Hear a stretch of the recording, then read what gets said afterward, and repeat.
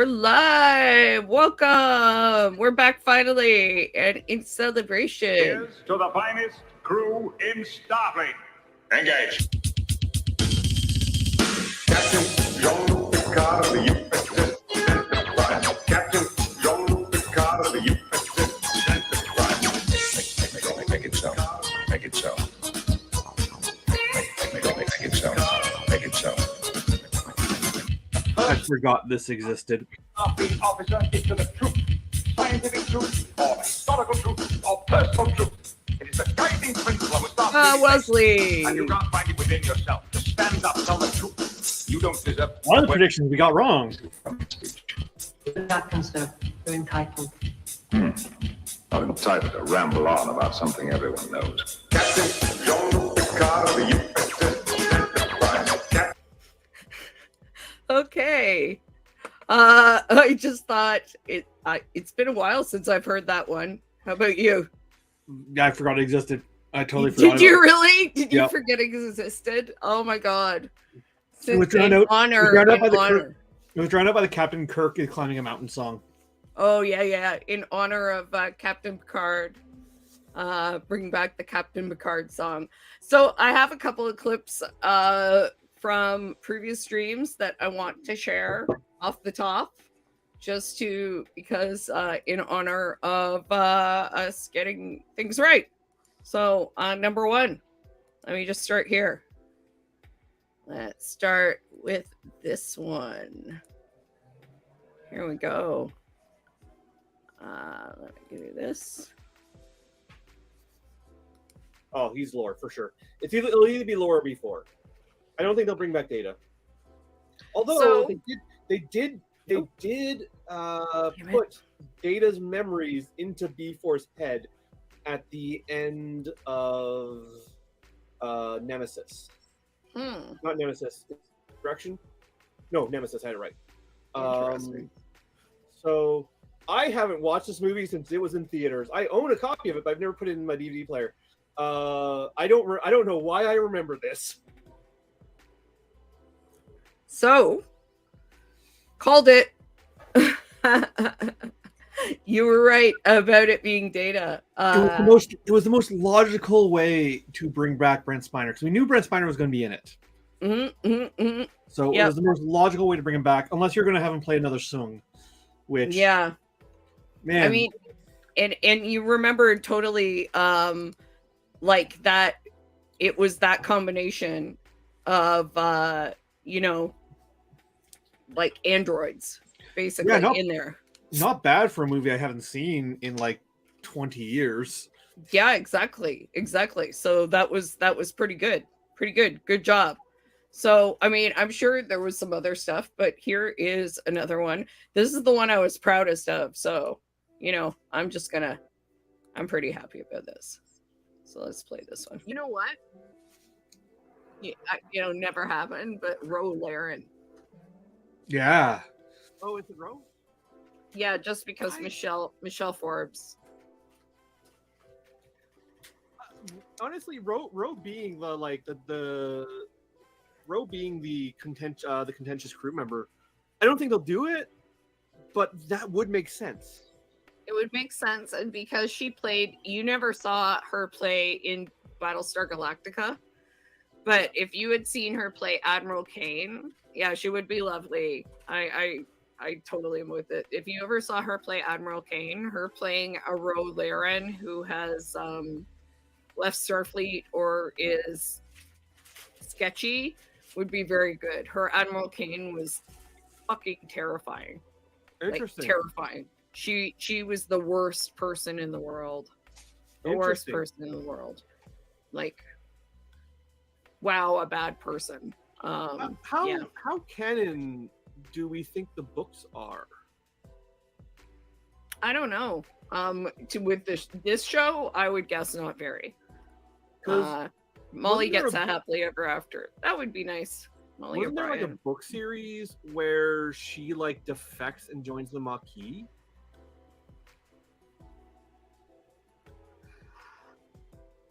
She was Maquis. That's why she was in trouble. So I don't know if I don't know if I mentioned it there going on, but she was actually supposed to be the carry on into DS9. She was supposed to be Kira Nerise's original character before she left the show. Yeah, I think we talked a bit about that, but like what ended up happening is I think both what I talked about there and what you talked about there both kind of came into play. Yeah. Is that whole, that's why, the whole betrayal came into play.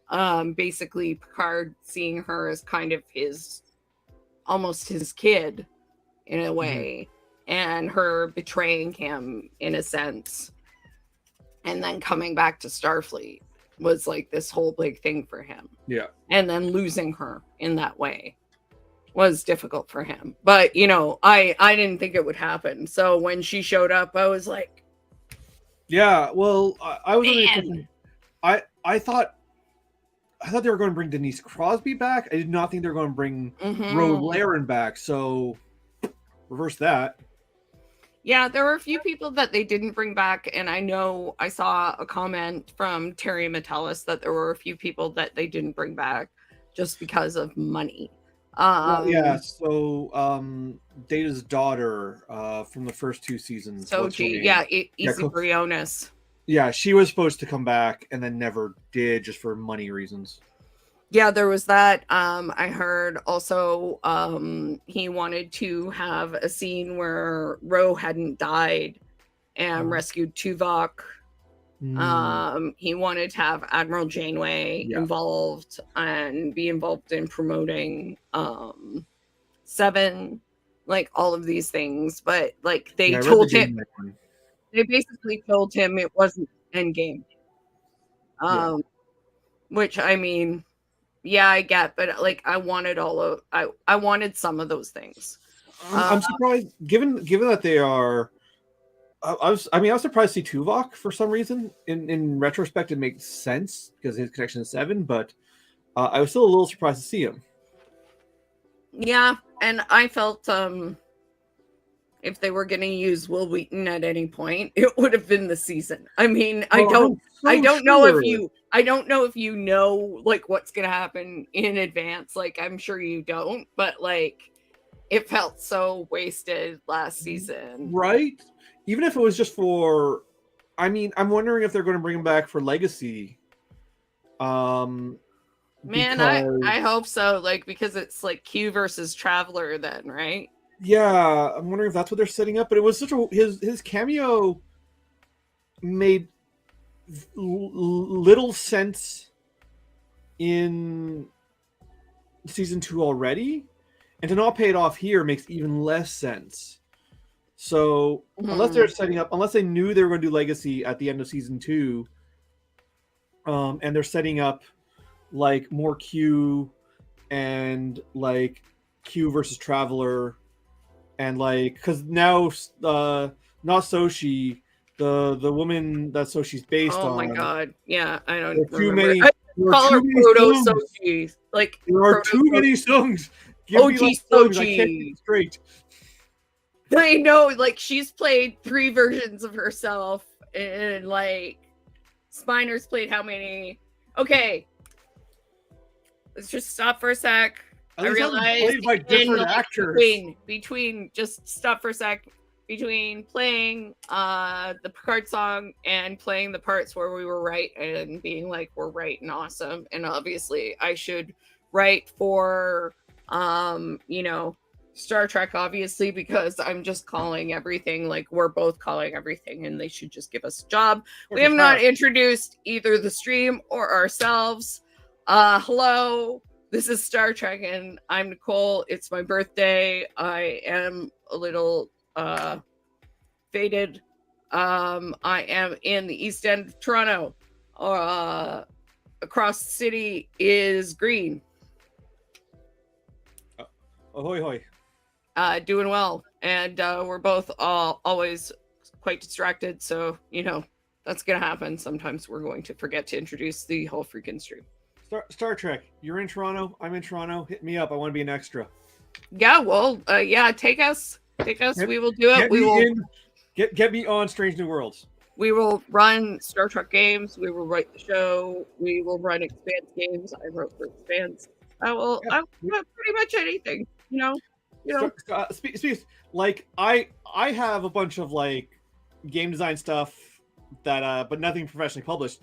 Nicole has written for the Expanse RPG.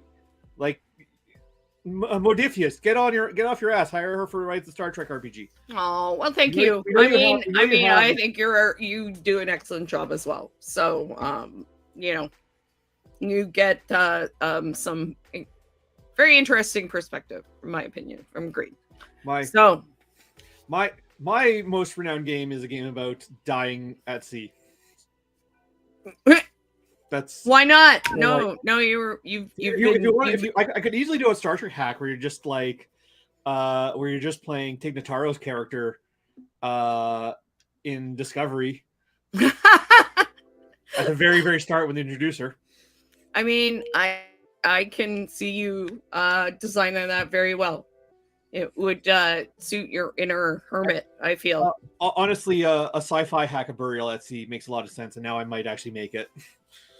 Okay, so Genesis of Legend says actually Isa Briones has played 4 versions of herself, and I think that is correct. Movies. Yeah. So,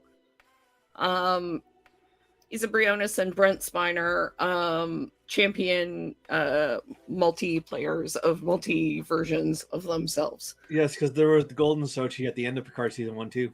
Yes, that is correct. Yep. I knew there was a 4th one. I just couldn't remember where it was. Mm-hmm. When you said Golden, I put it together. Yeah, that's right. I forgot about that. That's very interesting. And apparently, like, that's basically one of the scenes that Terry Matalas said they didn't have time for or money for was Soji and Data. And I'm like,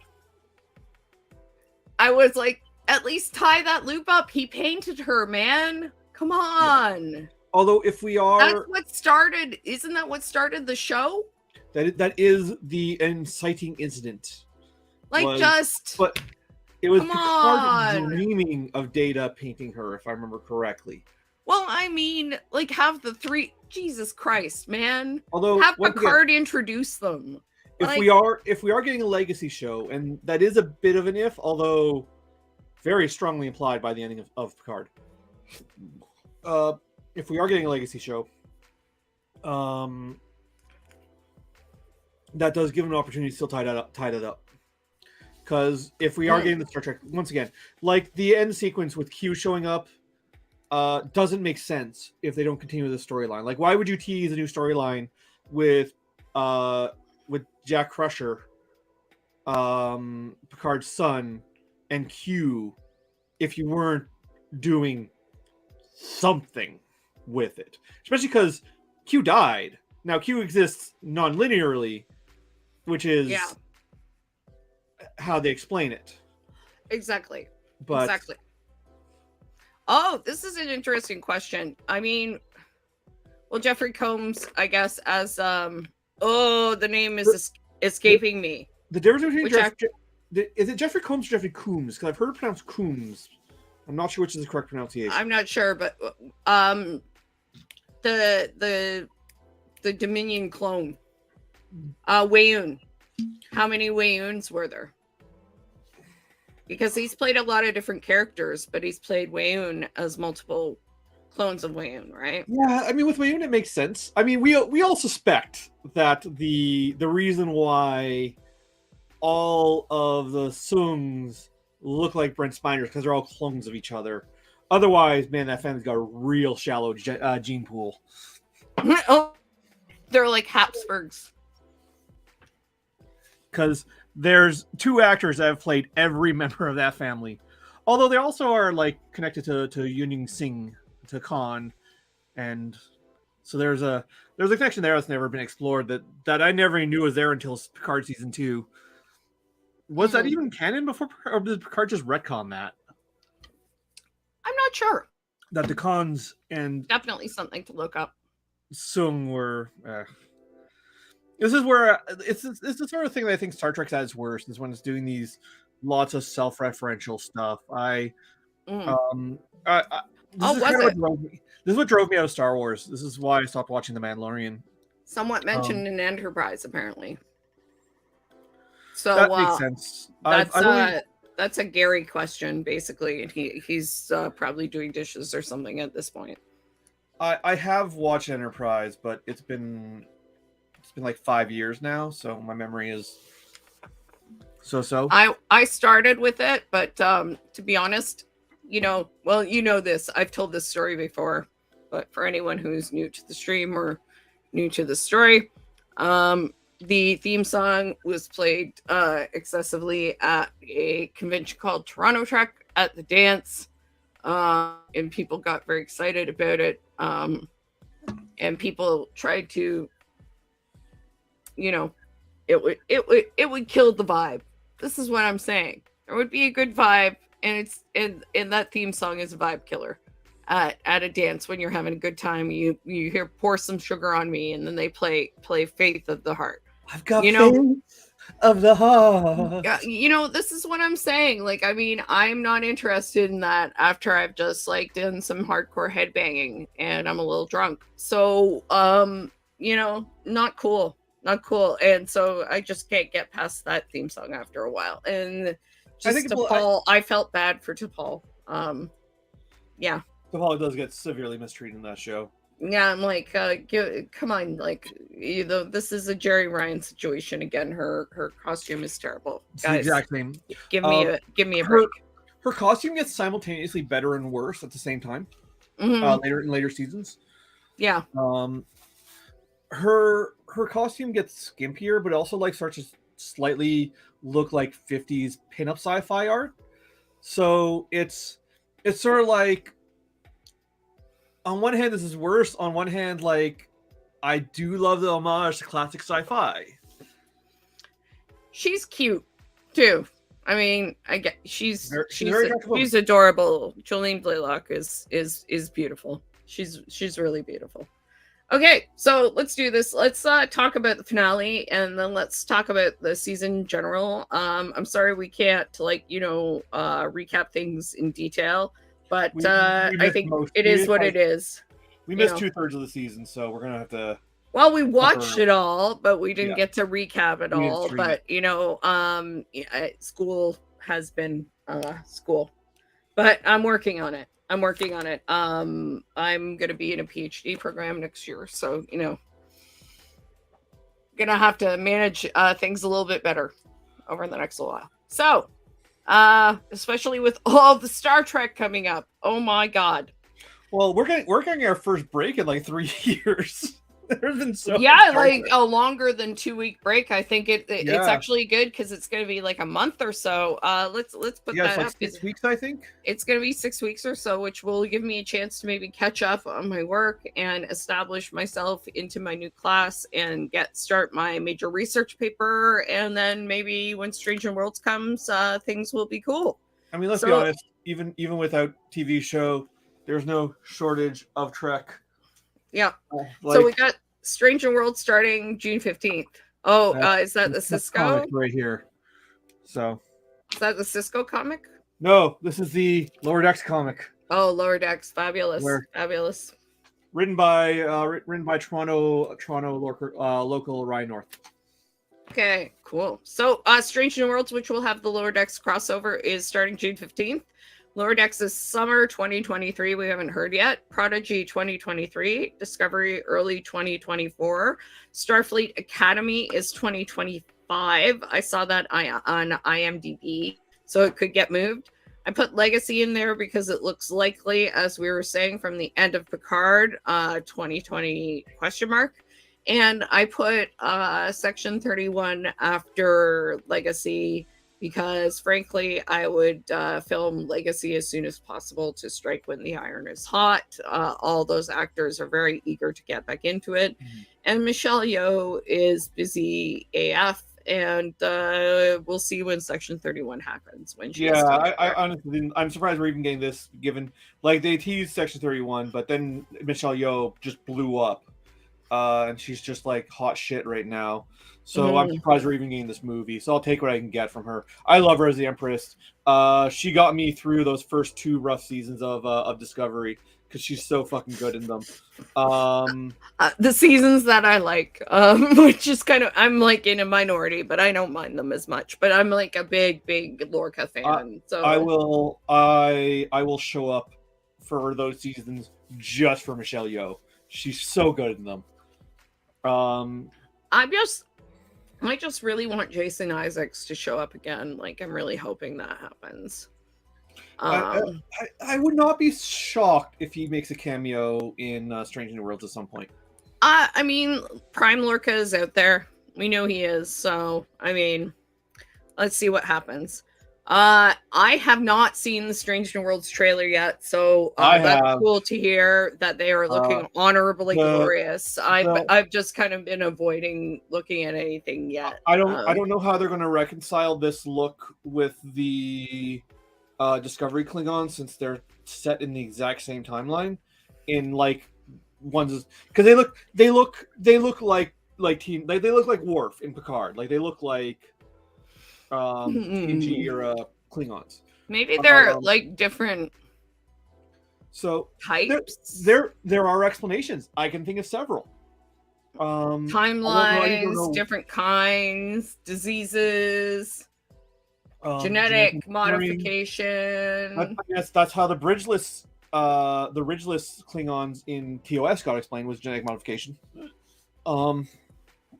Shave bald in wartime, growing hair in peacetime.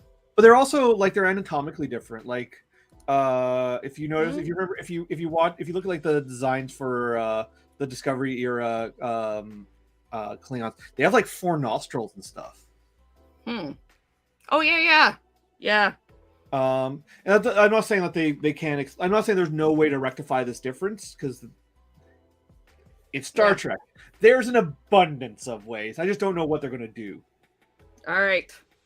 Well, and I mean, I will add that there are some rumors, because apparently Patrick Stewart was talking about potentially coming back, but about Picard coming back.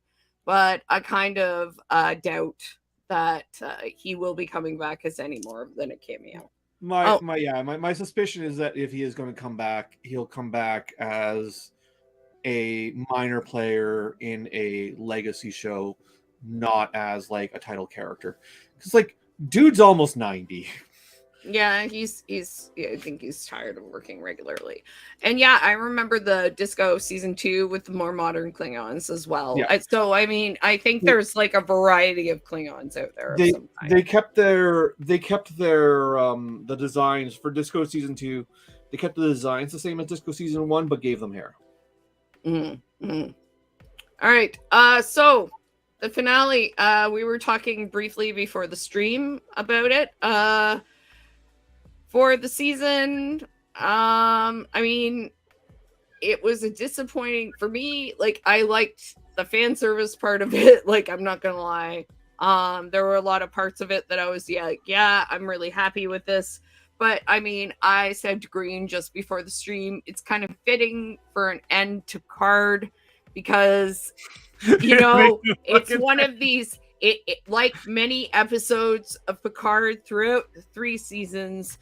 You sit there and watch it, and it's a lot of fun, and you really enjoy it when you watch it. And then after it's over, you're like, that made no fucking sense whatsoever. There are so many plot holes in this and things that are completely unexplained. But I had a really good time while I was watching it, and I felt emotionally involved in it.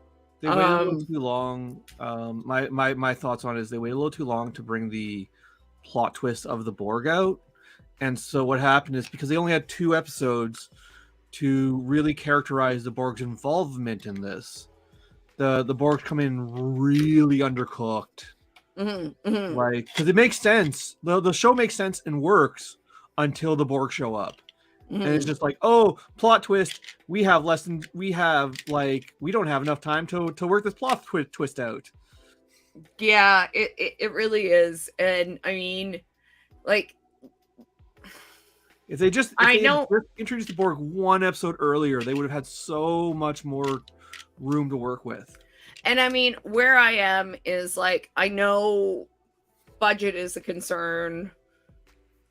I know a lot of things are a concern, but I mean, the Borg Queen being like that is Janeway's fault.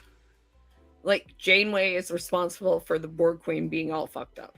Oh, really? Because Yeah. I thought that was Picard because in Star Trek First Contact, she gets like fucked up by acid, right? And as far as I understand, yeah. Fine. Well, as far as I understand, it's Janeway who there was a virus in Mm. Voyager, and that's Okay. the responsibility of the virus that killed all the Borg. And so Yeah. that's why the Borg are like that, and she had to feed off the Borg, and that's why she looks all Interesting. fucked up. And so I'm like, you know, if it's Janeway's fault, like Janeway should why are be you after involved too. Picard? Well, Okay. also, I mean, I get being after Picard. Picard is like the one who betrayed them in the first place. But I Mhm. mean, like Janeway should be there. She should be involved in it, I feel like. Oh, could you imagine them throwing another cast member into this already like overwrought cast? And this is something I was disappointed too. Like, I was hoping Agnes would show up. Like, I didn't think it was gonna happen.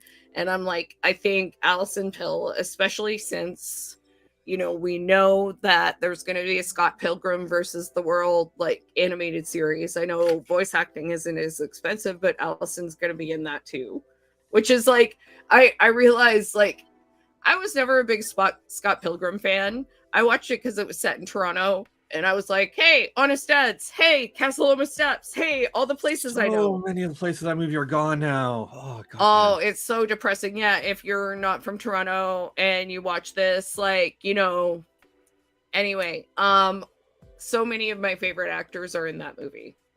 Like, just so many of my favorite people I didn't even know, like Kieran Culkin, Alison Pill, just, you know, a lot of people I really, really love.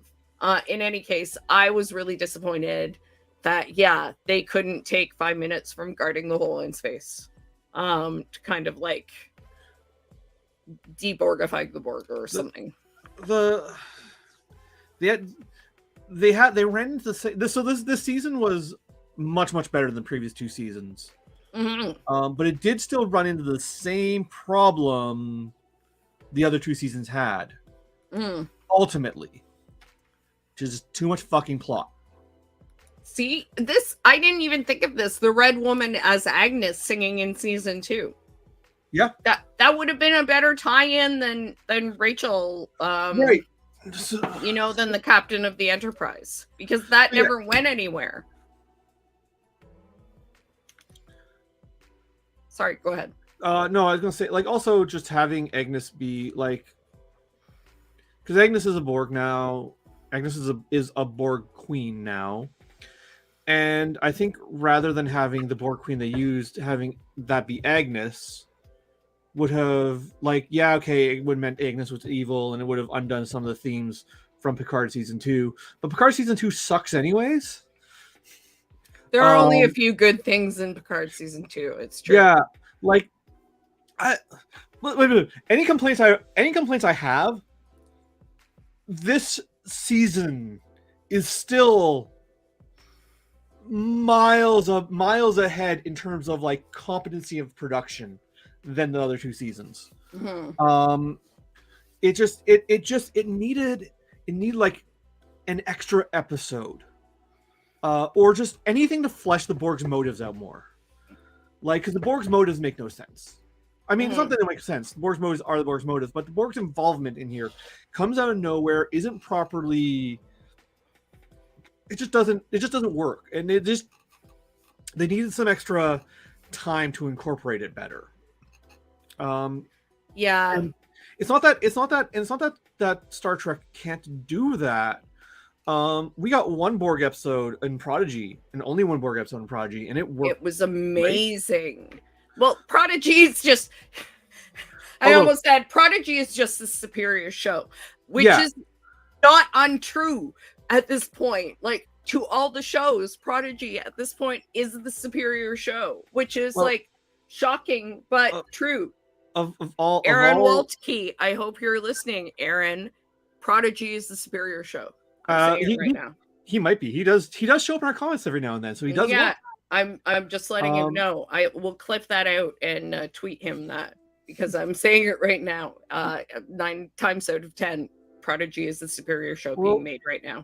And I don't want to get too down on Picard, but Picard is definitely of the new Star Trek shows. Picard is definitely it in terms of prestige. It may be number one.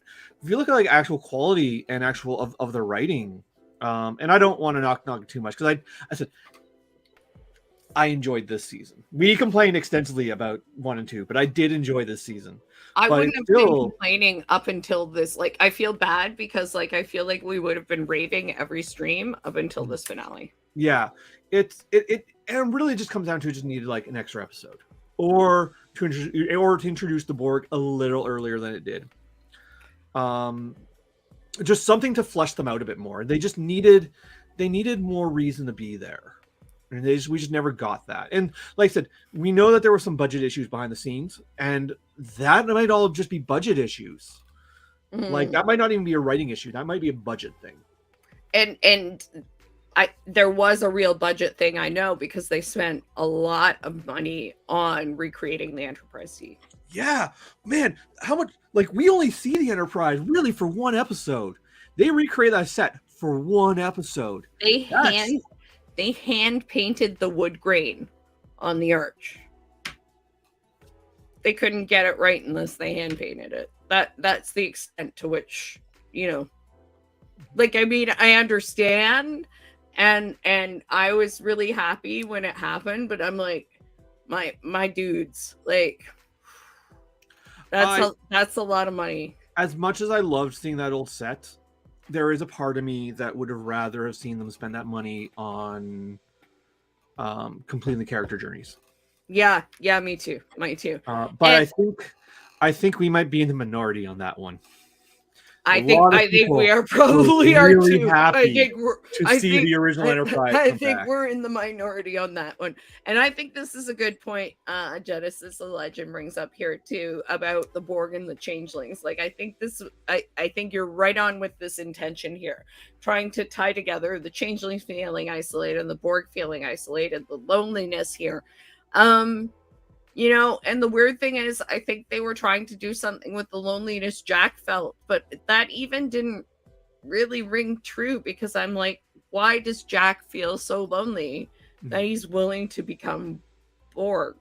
Like, he has a girl, like a beautiful, intelligent, amazing pilot who is like, yeah, man, he incredibly talented, who likes him and is interested in him.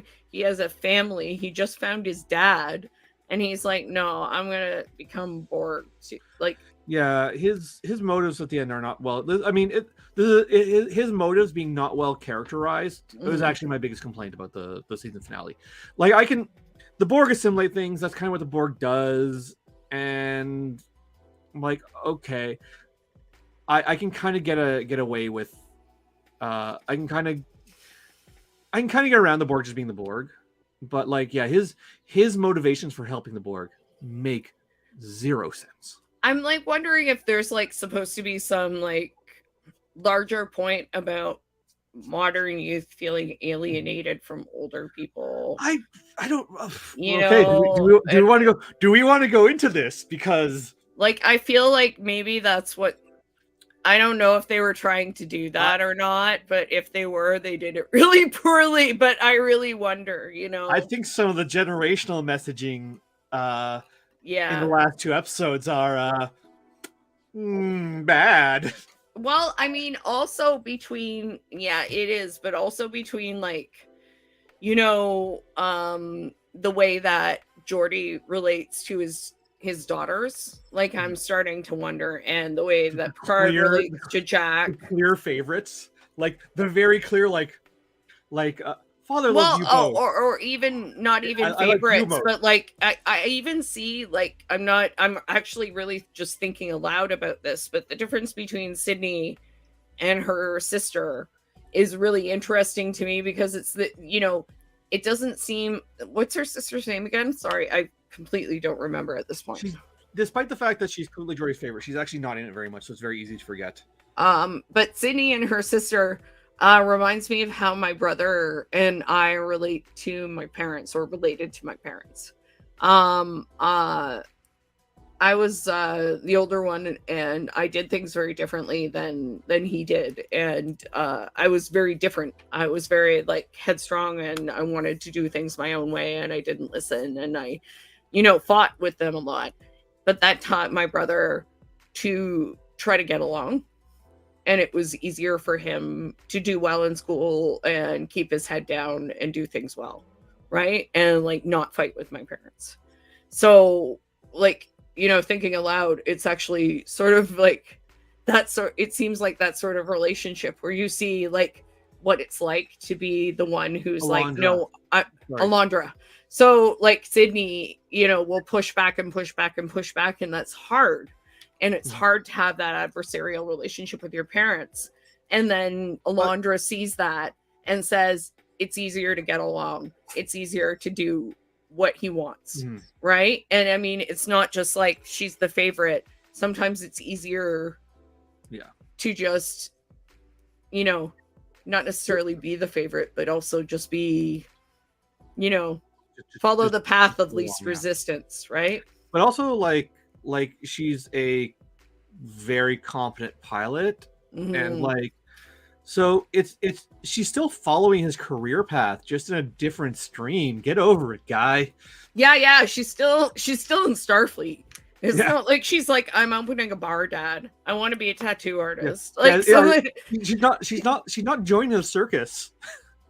She went down a different career stream in the same organization. She didn't become a traveler, okay? You're not like in Beverly. Beverly should honestly say that. Okay, Jordy, she's a pilot in Starfleet. She's on the bridge of the Titan. She didn't become a traveler. All right? All right? You know where your child is. My child is like hopping around the stars. Speaking of which, what does Wesley never come home? And yeah, like, A, does he never come home? And B, how many times do they need to mention fucking Wesley and not have him show up? I only caught him once. I only caught them mentioning him really, I mean, I guess a couple times. It was like 3 or 4 times. Like, it was like I definitely remember them mentioning him at the very, very end. Do you know when your child is? Beverly's like, no, I don't. This is the problem. I know nothing. He's omniscient. I was waiting for freaking that to happen to Jack, for him to become Q or some shit like that, and just Beverly to be like, another one. Great. Jesus Christ. They're taking them all. Like, so, I mean, that's another thing with like them bringing Wesley in. So Wesley now has a brother. He's just never fucking met. He doesn't care. He's like, I'm beyond your petty human concerns. Like, I love you stranded on Earth. Fuck you all. Sochi, you are all right, or like whatever Sochi's contemporary. Yeah, like, she's named after a Greek god. I just don't remember which one. Oh yeah, they all were. Yeah, that was the fucked up thing. That's right. Not Minerva. I'm gonna look it up because it's gonna bug me. I'm doing it right now.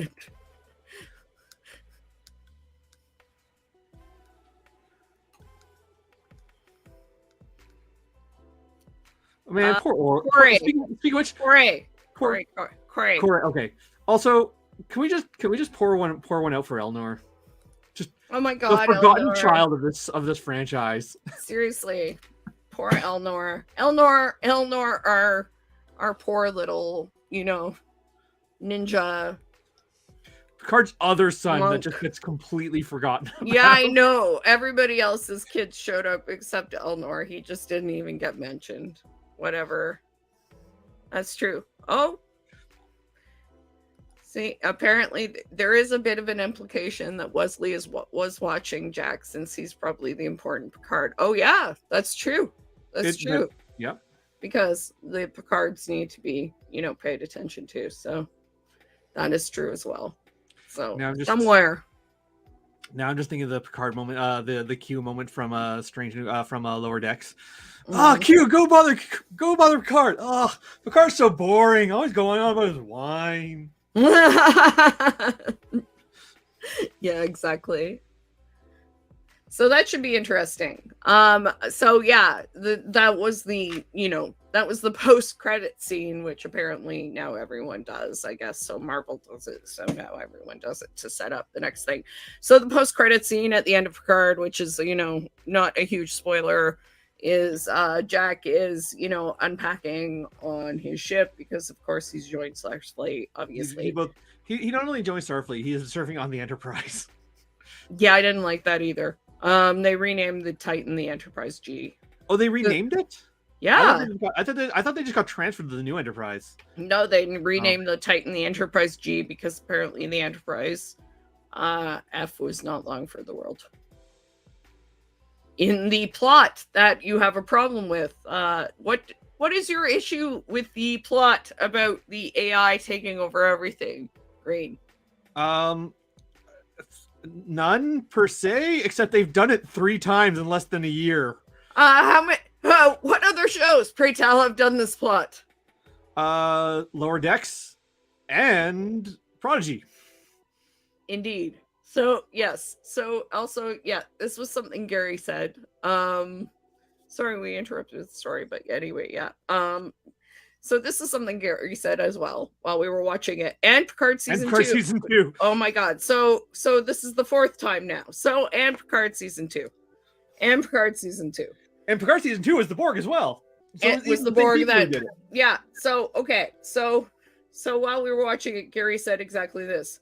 I was sitting there and this fleet control takes over all the ships. And Gary's like, isn't this what happened in Lower Decks with the Texas class ships? And I'm like, well, yeah, kind of, but they were drones, right? So that's sort of different. He's like, kind of seems the same to me. And I'm like, yeah, maybe. So, and then it just continued on. And I'm like, interesting. And then now we're finding out they've done it this many times. So yes, perhaps maybe they need a new shtick. Yeah, this is remarkably similar to what happened with the end of Strange New World season 1 and Lower Deck season 2. Exact same plot twist once again. And So, wasn't Earth threatened by the wave and like the space station was about to be destroyed in Discovery the last season as well? Like not by a drone ship takeover, but I don't mind so much Earth being destroyed, like Earth being threatened by a MacGuffin. That it's Star Trek. That's just how it rolls. But yeah, the alien race at the end of Discovery season 4 was definitely like a threat to Earth because they were mining space for raw materials and destroying whole planets when they were doing it. We all know what a big fan I am of that finale. I think like Discovery season 4, I think is some of the best. Like I have issues with the first 3 seasons. Season 3 I mostly like, but it does not hold up on the ending. But season 4 I think is perfect Trek. Yeah. So what was good about this finale, about Picard finale? Good things. I mean, the fan service aspects I really enjoyed. I have to say, like I mean, even though they spent a lot of money on rebuilding the bridge, it was really cool to see the bridge. I liked in the last few episodes, like between, counseling Jack and figuring out what's going on with him and finding out where Will was, that Deanna actually, did her job and used her powers to do, useful things. Yeah, Deanna got to use her powers for something other than being like creepily sexually assaulted for once. That was pretty amazing. Yeah, geez, Star Trek has not been kind to Deanna. Nope. So yeah, seeing Deanna like get to be like, this is a show with a big cast, and so like she's not a major player, because there's just too many people in it for her to be a major player. But she gets to do things and be helpful and have agency. Yeah, and thank goodness the finale finally treated 3 women as well as goddamn heroes, and that's true. All the women really were treated really, really well in this. Like I mean, Raffi is fully redeemed and, you know, back on track.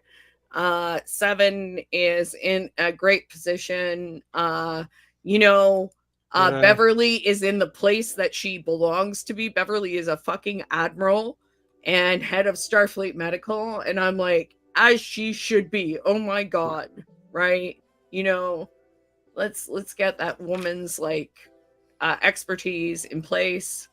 Deanna, like we said, finally, you know, they figured out some things she could do as a Beta Z other than go, I sense pain, I sense anger, or be creepily sexually assaulted. Yeah, she was like able to guide Data using her psychic powers to fly the ship through the Borg cube in order to locate Picard and Will and Worf.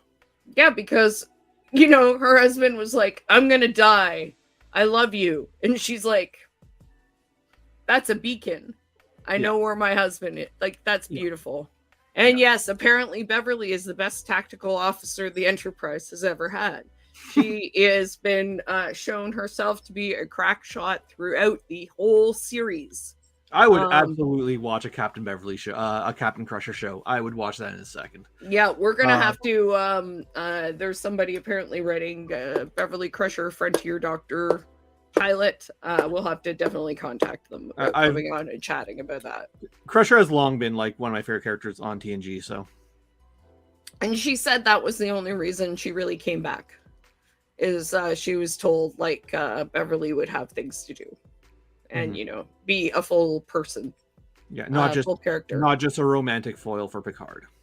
What's been really cool is actually on Sci-Fi, like CTV Sci-Fi, and has been re-airing like really, I think, specific episodes of TNG. Like when Vash shows up on the ship, and she's like, "Why aren't you telling everybody you're my girlfriend?" and things like that.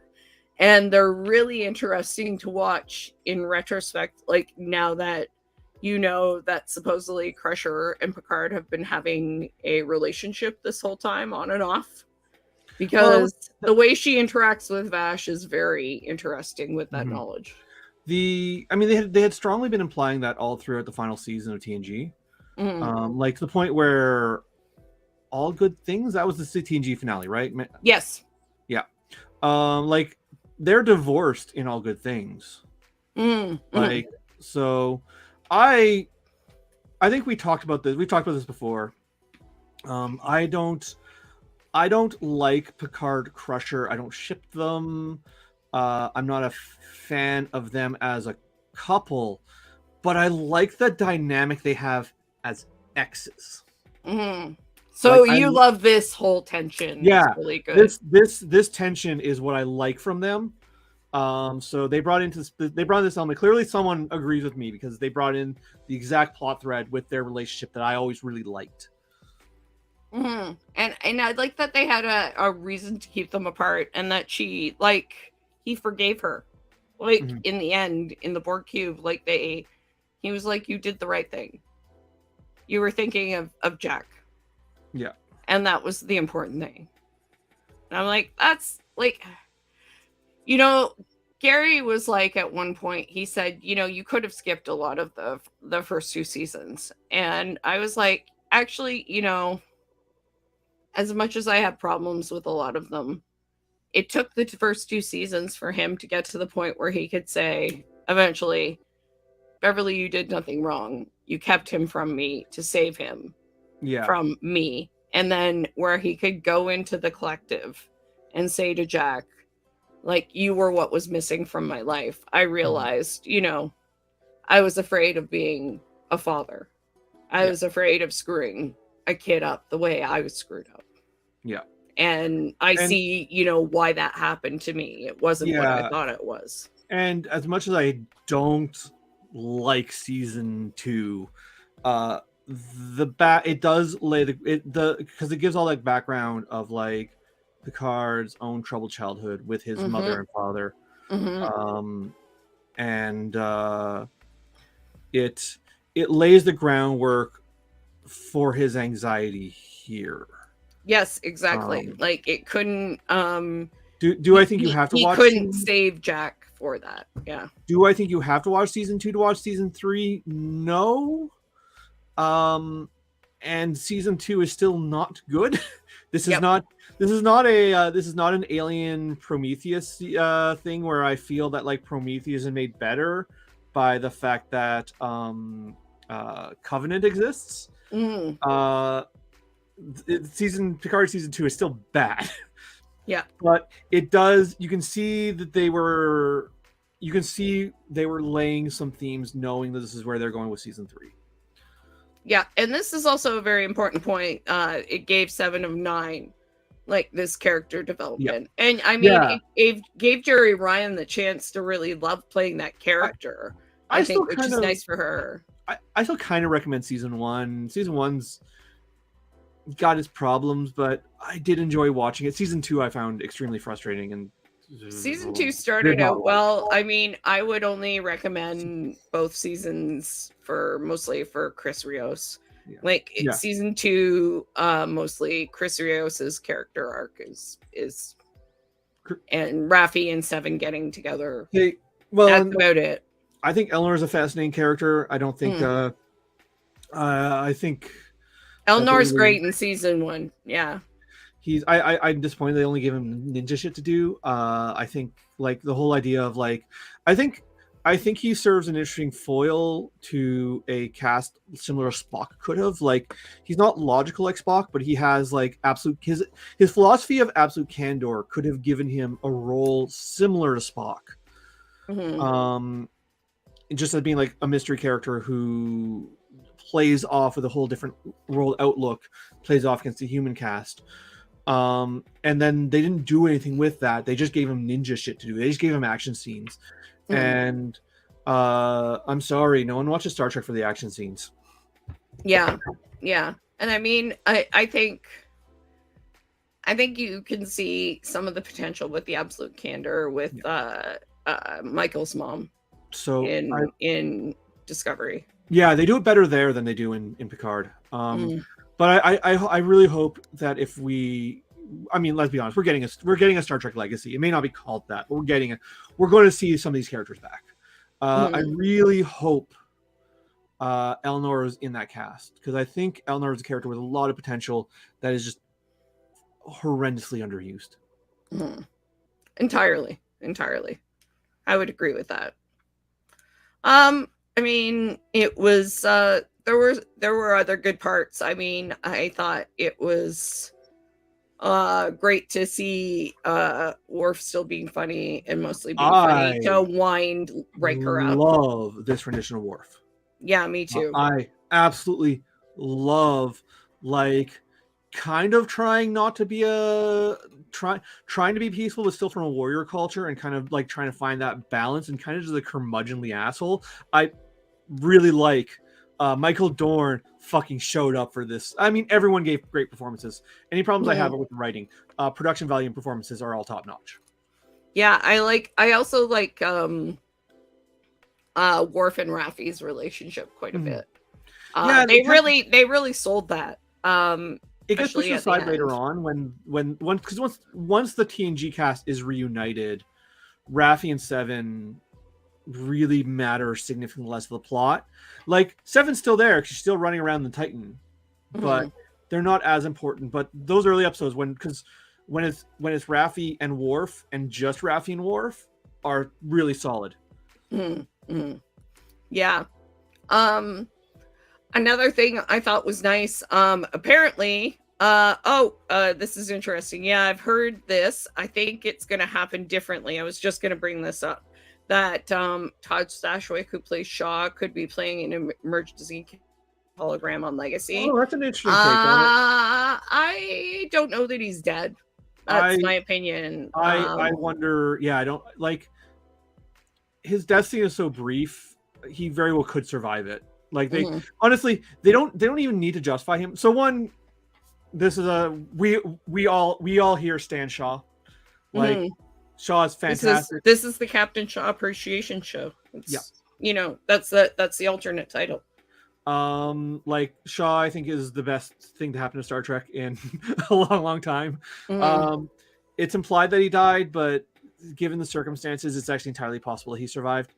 You could just be like, well, after the Borg, because there was no reason to think that he would survive, but there was no reason to think that they would liberate the ship from the Borg, right? Mhm. So it's very possible that they just found his unconscious body, brought him to sick bay, and then he just didn't die. Yeah. Like this is very they don't need a convoluted reason to bring him back. And she could have nano probed him, but I kind of love that she didn't, because I think she knew that he wouldn't want that. A version of Shaw where he does become a Borg, and because I would like that too. His whole shtick is that he's racist towards the Borg. So him being like instead dying, becoming Borgified, and then becoming human again, even if he was only really a Borg for a couple hours, like, and using that as like a point of empathy. How I think. Yeah, it would be interesting. I was curious to see if they would do that too. However, Gary did call one thing. He had been saying for a while that he thought maybe that a few people have said this, but Gary was one of them. He thought that maybe Shaw was calling her Hansen because that was her Starfleet designation, and Starfleet didn't allow her to be called 7 of 9. It's very possible. So in his hologram, he says, Commander, like his review, he says Commander Hansen, more accurately 7 of 9. Yeah. So it lends kind of like weight to that theory that he was using Hansen, like doesn't excuse him using Hansen off duty. However, they weren't friends or anything, but it does lend weight to the fact that he was only using Hansen because that was her by the book date. And immediately after that, he says, I'm a by the book guy, and she's not. Right. So it seems to that, again, doesn't excuse him for using it off duty all the time, but seems more to that. And obviously they were building up to the point where he was dying and called her 7. So yeah. I mean, that's clearly his plot arc. I think it for him, like, acknowledging that they were friends. What I think, so them justifying Shaw being alive, I think is very easy. Them getting him onto a potential legacy show is maybe a bit harder because 7 is captain now. He just needs to go to the Black Mountain, Green. He needs to climb the Black Mountain and fight 3 versions of his father. Isn't that it? That's it. He's bridge crew. He's bridge crew, so he never actually dies. Bridge crew never die. I hope I know they won't do it. Yeah, see, yep, that's it. Yep. See, I know they're not gonna do it, but it would make me so happy. It would make me so happy if he just showed up and he was like, had to go to the Black Mountain, can't talk about it, and just walked away or something like that. If they don't, like, you don't need a full explanation, because quite frankly, a full explanation ruins the joke. But if they just had him be like, he just shows up, no, it's just like Black Mountain, says Black Mountain, can't talk about it. Perfect. Just more traumatized than he already is. No. They're like, he's worse than he ever was before. What the fuck happened to him? He's like, can't talk about it. Black Mountain. Long story. No. Sworn to secrecy. Yeah. So we'll see. I mean, I really enjoyed it. I really enjoyed that little bit. I enjoyed that he was involved in 7's promotion in some way. So I'm like, see, they hate each other, but they love each other. Those 2 kids. They'll work it out. I don't know what they'll do with him, but they'll figure it out. Maybe he has a twin. Maybe they've been also playing pretty fast and loose with the transporter technology, so maybe he's in the buffer somewhere. They'll just transport out another Shaw and he'll be an ensign in engineering. So I think like the challenge to bringing him back isn't him not being dead. There's it's Star Trek. There are dozens and dozens ways to bring him back. It's actually more. It's more that like Seven's the captain now. So what role is he going to play? Maybe he gets upped and he's the admiral who gives her orders. Who knows? Gary was pointing out though that the Titan is named the Enterprise. That Boimler is going to be pointing out constantly that he served on the Enterprise, and that Mariner is going to be like, "That is not the Enterprise. You never physically served on the Enterprise." He'll be like, "But technically, it's now the Enterprise. So I served on the Enterprise." Unfortunately, we probably won't get to see that because technically Lower Decks is before this, but I want to see that. He's fully gonna be like, I served on the Enterprise. It's not the Enterprise. You were never on the Enterprise. You served on the Titan. Technically, it's now the Enterprise. So I served on the Enterprise. I mean, I understand why they didn't. Like, I don't know that there was room. I would have loved like a Lower Decks cameo somewhere in Picard. Yeah, another cameo that would have been nice. Just like a walk-on O'Brien. cameo. I've seen this before. Yeah, I've seen a few people mention it would have been nice to have O'Brien fix the whole transporter problem. Yeah, 100%. I wasn't shocked. I wasn't shocked to not see. I was not shocked to not see O'Brien. I think of like all of the Treks, we did get DS9 episode on Lower Decks, and we got some DS9 stuff in this season Picard. But of all of the nostalgia baiting in all of the Treks, other than Enterprise, DS9 is really one that gets the least amount of love. Like, there's a lot of love for Voyager and a lot of love for Picard or for TNG, but there's not a lot of love for Enterprise. Which, I mean, I kind of understand. Enterprise is several hundred years before any of these shows, and there's not a lot of love for DS9. Yeah, I was surprised that Julian didn't show up. You'd think like you would think that like him and Crush, like at the very end, like once again, I think a lot of his budget, right? Because there were a lot of cameos they cut because of budget, but you'd think like there would be like a scene with him and Crusher talking about like changeling biology. Like he would have been perfect for that because they're like, these changelings are biologically different. Why? Or like even like changeling, it's implied that like Julian's dealing with Section 31 now. Maybe I get some Julian in the Section 31 movie.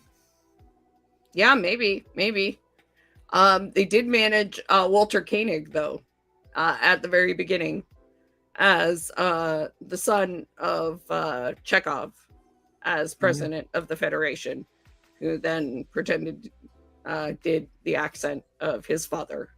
So that was kind of fun and entertaining. So a lot of people see, this is where I was like, yeah, there were a lot of little fan service nods that were really kind of cool. But in some ways I would have rather them done a better job of tying things off or tying the seasons together. Yeah, I mean, I think the seasons tie together pretty well overall. Maybe not as far as like events go, but I can see the thematic through line between all three seasons. I would have rather had more people from previous seasons like that, like having Corey or Soji around. Yeah. Just even just for cameos to be like, hey, these people are still around, they're still doing things. Because it is jarring. Soji is around in this timeline. It is jarring going from a whole different cast. I mean, we spoke about this when we did our reviews of the previous seasons, knowing that, like, we did season 2, we knew that this was going to happen. And we talked about how jarring it was going to be, like, going from Picard season 1 and 2 having an entirely different cast than Picard season 3. Like, other than Raffi and Seven, because this is why they had to wrap up. So Elnor and Soji just get forgotten about. And Soji, Soji's around. Soji's working, doing, what, Android technology or something like that. Yeah. But Elnor and Soji just get forgotten about. Girardi and Chris, their plot lines get wrapped up. Yeah. I mean, Girardi could Um, have come back, but Chris is in the past, so Yeah. fine. Chris Yeah. is like in our fascist present, so. Mm. But the Girardi they could have brought back, because this is also once the Borg was introduced, they could have brought her back. They had that in. Mm-hmm, mm-hmm. They chose not to, even though she's not the real Borg. I suspect a lot of the lingering plot threads left behind with Picard season 2 are going to get resolved in the Legacy show. Mm-hmm. Because man, having like a benevolent Borg just with a whole different queen just hovering around, that's not something Star Trek can just ignore. That has big implications. Mm-hmm. Oh, yeah, that's Star right. Trek ignores stuff with big implications all the time. Like the fact that, but these newer seasons are built differently than the old episodic format, and they can't ignore implications as much as they could in the old series. Mm-hmm. And Soji was leading the inorganic androids, right, who could transport safely. So they could have saved a number of people, like save Mars, for instance, in that situation in Picard. So yeah, they could have been involved in some way. Certainly. So anyways, I hope Legacy, whatever that ends up looking like, because we're definitely getting it. Just who knows what it's going to look like. Mm-hmm. I hope Legacy brings back some of these sort of forgotten Picard characters that got shunted aside for the TOS cast, or sort of the TNG cast. Mm-hmm. Yeah, I would hope so. I mean, I feel like it would have been more satisfying if those, like even, Soji or Corey had gotten tied in. If Wesley had just showed up for a minute. I mean, having Q show up as we were going to say at the end, when telling at the end in the post-credit scene when Jack is on the newly christened Enterprise saying, oh, hey, you're Jack, you're the other Picard, and the trial hasn't ended for you. I'm like, oh, okay, whatever, you just like fucking with people. But big surprise there. So Q is still around and has another Picard to mess with. So yeah, because of how Q can die and still be around because Q's infinite, right? Yeah, of course. So, and I gotta say, I fucking like John Delancey and like just coming in like a fucking queen in those robes. Fuck I'm yeah. still so shocked that John Delancey isn't gay. Every time. I'm just anyway. It's just like it's just Q. His Q is so gay that I'm I just read that all the time, and then I'm like, really? Oh, it's just Q. It's just Q. Wondering if they would have dragged in Q's son. I forgot about him. Or the female Q from that one episode who thought she was human. Mm-hmm. There are other Qs we do meet throughout the series. Corbin Burnson is a Q. Pardon? Corbin Burnson is a Q. The actor he's from a bunch of stuff, but L.A. Law. Okay, that was what he was in. But he was one of the Q who came for Q to put him on trial, etc. Yeah, so there are a few actors that are still around that played Q. If someone ever wants to run a game of Star Trek Adventure, my concept is a Q who is first term human and has to fucking deal with it. That's my concept. Really, I've been sitting on this concept for like 3 fucking years because no one will run a game of Star Trek Adventures for me because I am the forever GM. Indeed, that's the same with Gary, but he's happy about it. Yeah, Laris didn't show up. That would have been nice. As well. Yeah, Laris was in the start, but got completely forgotten about by the end. I assume she's on the job, but it would have been nice to hear from her. I didn't expect much from Laris in this season. Once again, with them bringing back the original cast, it was just so crowded with actors that like finding things for like these previous characters from previous seasons to do is just a lot. I think you're right that it would have been really good to have another episode or two. Yeah. Just to like, tie off these loose ends, and, because Yeah. I mean, I think they were really counting on the fact that a lot of people watching this season didn't watch the other 2 seasons and wouldn't be like, where's Soji? Mhm. Why can't Girardi come in like Borgrati Well, and there fix are things? definitely people who didn't watch. There are definitely people who started watching Picard season 1, tuned out, and then are coming back in because of the original cast. Yeah, imagine this. Imagine Elnor, Raffi, and Worf. Yeah, that'd be great. That would have been great. I would have loved to see that. I hope, like, Michael Dorn loves playing Worf.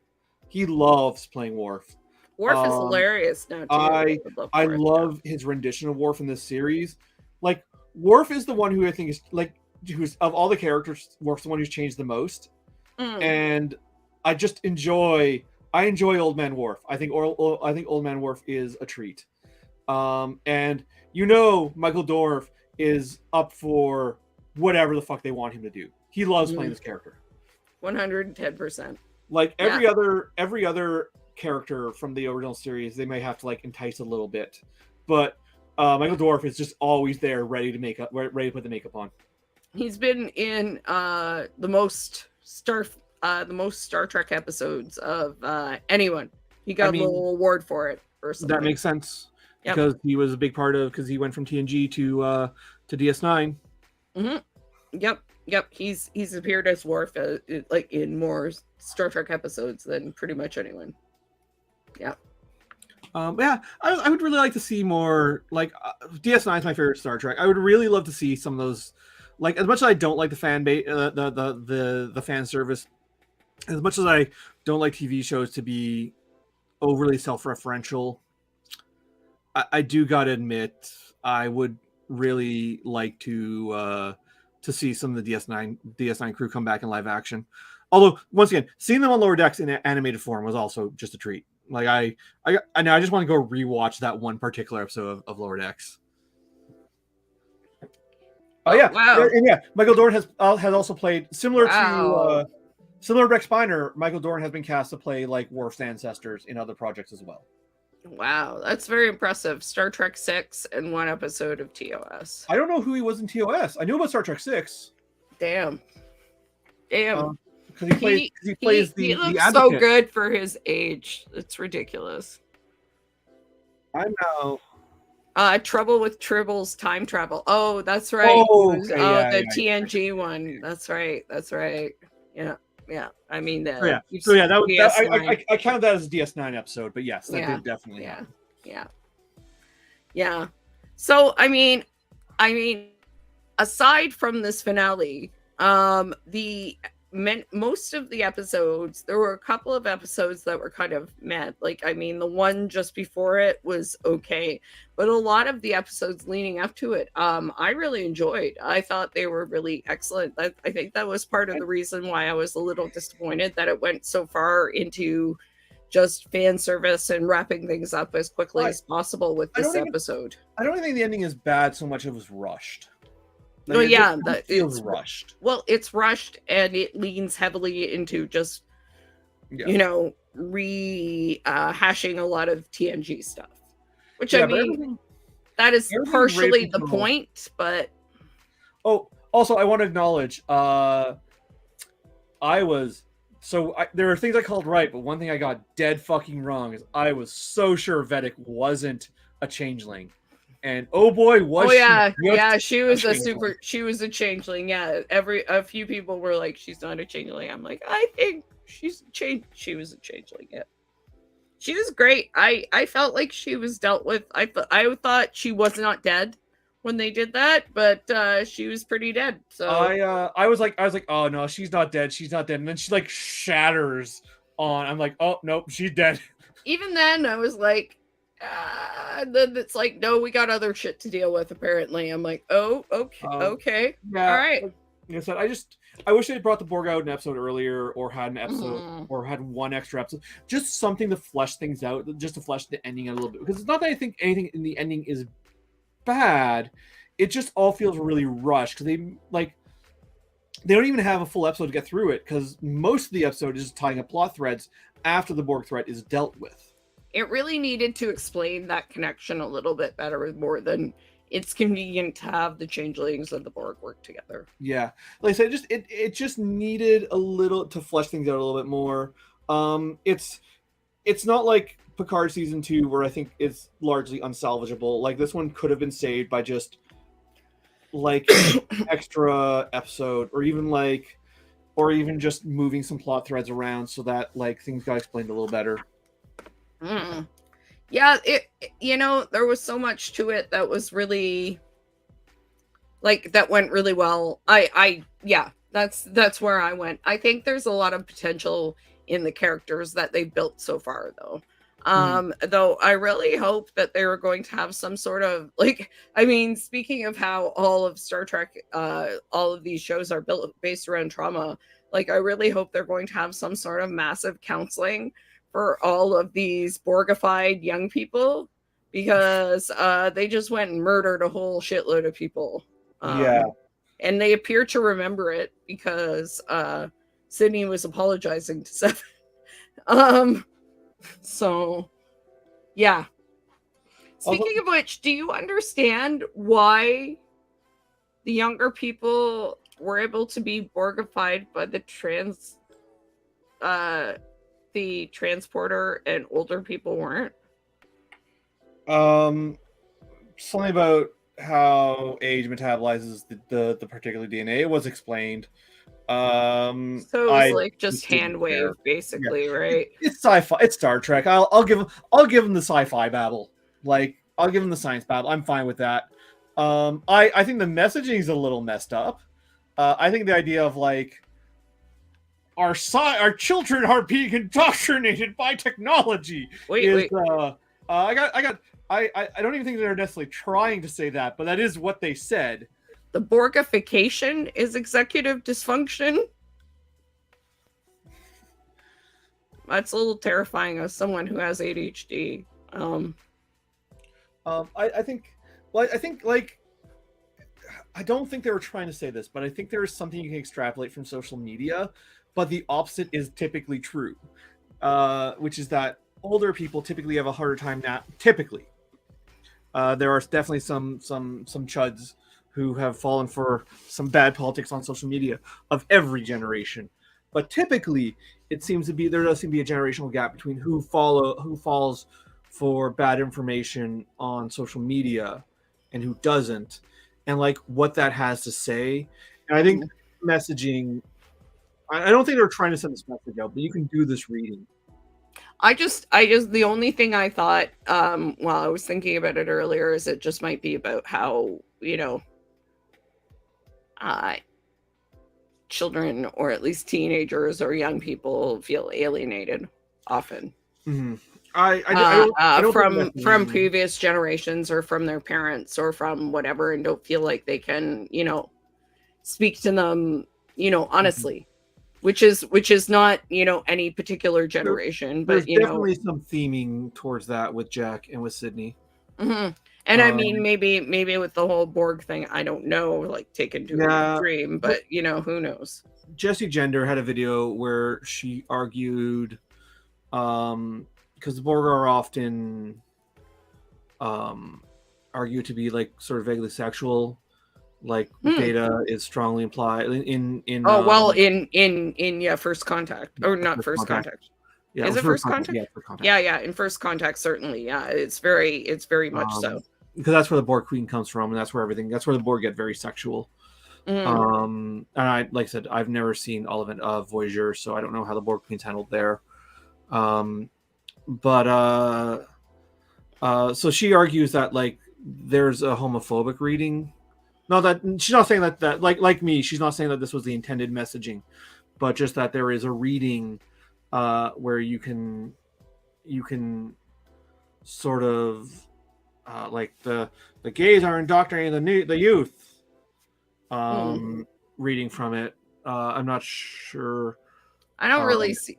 Oh, for the Borg, or for in this specific situation. In this specific situation, I don't necessarily agree with it, but If you watch her video on it, it's interesting. Perfect cortex. Yeah.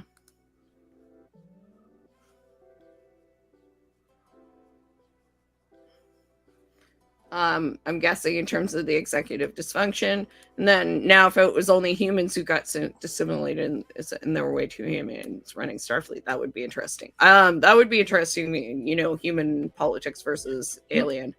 That would be curious. The Federation being a human chauvinist organization is really not something they've gone back to. They haven't revisited that since Discovery season 1, and it's actually one of my favorite topics of like. It gets shunted aside in Discovery season 1 pretty early too. I think that is something that Brian Fuller wanted to explore, and then when he got booted from the show, they dropped the plot. I'd like to see Strange New Worlds look at it. I think they would be a good place for it. Strange New Worlds would be a good place to look at it, especially with Pike. Yeah, Pike seems like the kind of guy who could discuss that. Strange New Worlds is clearly going to be going into a genetic engineering. That's clearly where that show is going, because they have 2 genetically engineered characters in an organization that considers genetic engineering verboten, and one of them just got arrested for it at the end of the season.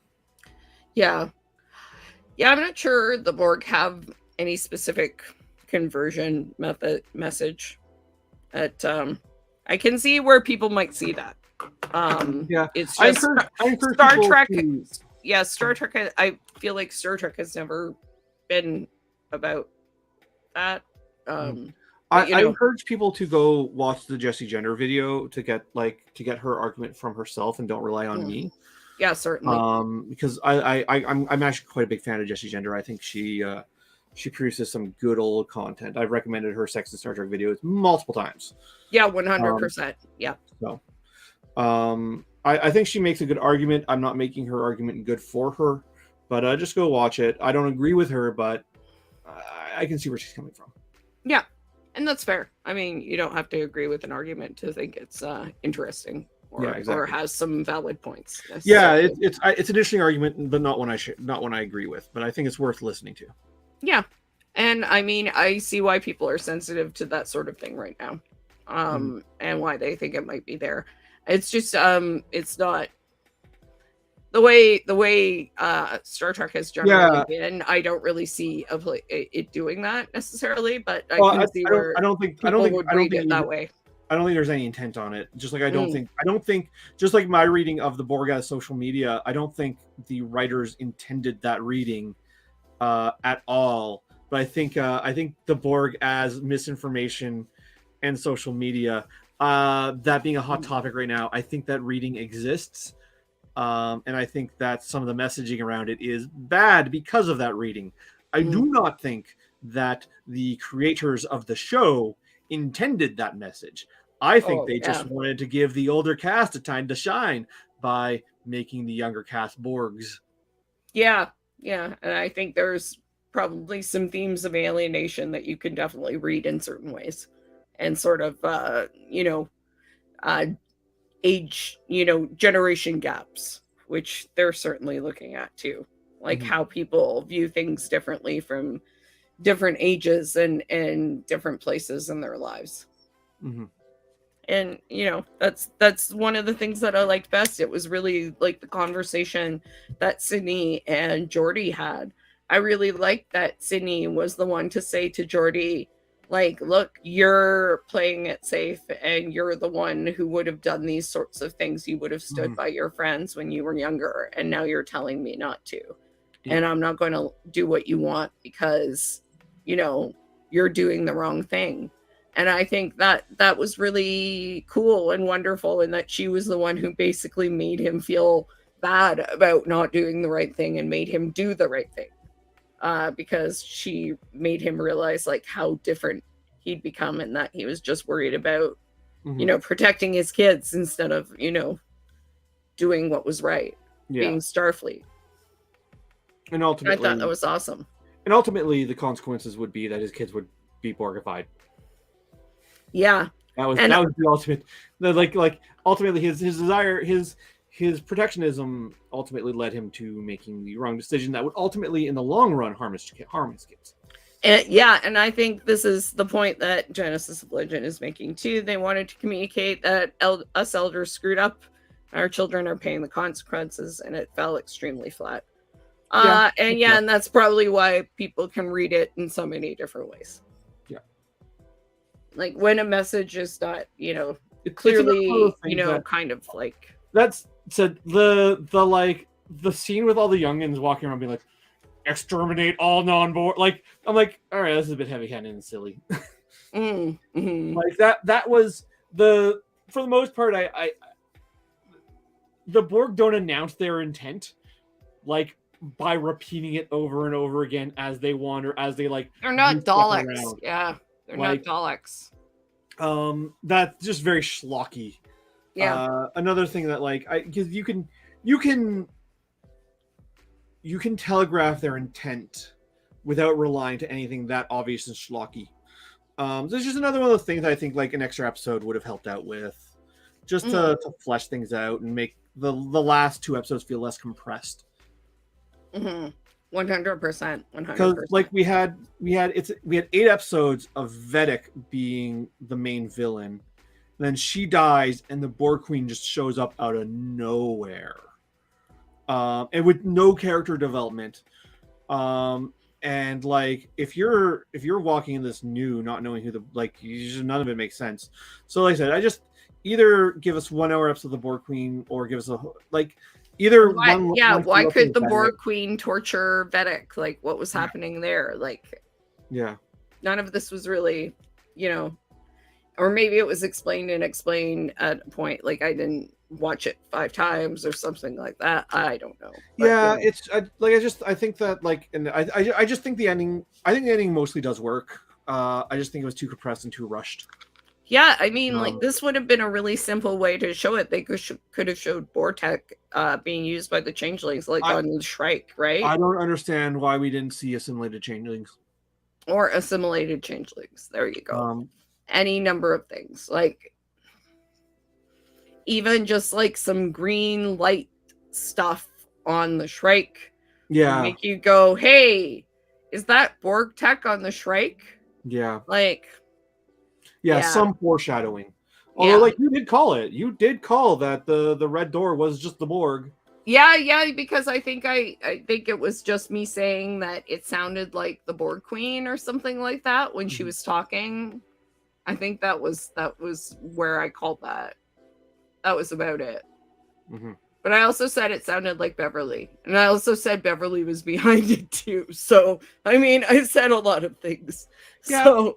Like I said, I think conceptually being like, hey, when the Borg assimilated Locutus, or assimilated Picard term Locutus, they left genetic markers, and then that genetic marker got passed on to Jack, and those genetic markers are letting the Borg like subliminally manipulate Jack. I think all that works.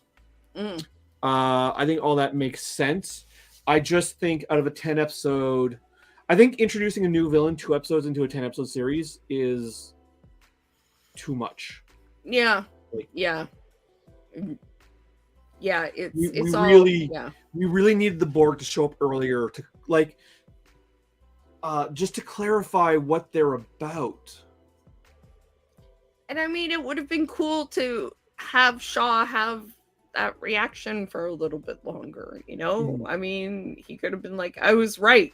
Or something. You didn't even get a chance to be like, like, I knew they would come back. It's the Borg, motherfuckers. There was a great meme I saw. It was like, it's of Shaw's death scene. And Shaw's just like 7 of 9, and 7's like, you used Mallory's name, and Shaw's like, yes, being brutally murdered by the Borg has really shown me the errors of my way. Too hard on you.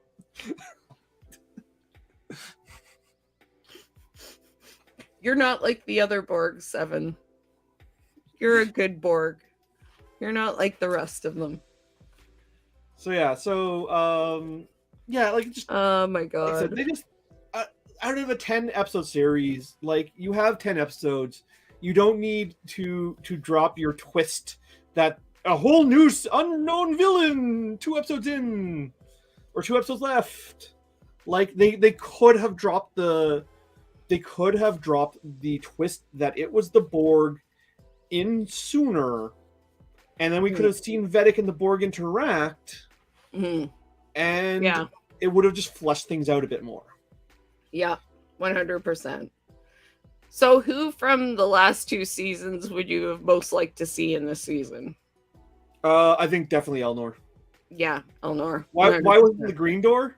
Oh god, I was already accusing them of ripping off Immortal Hulk. I would have accused them even harder with the Green Door.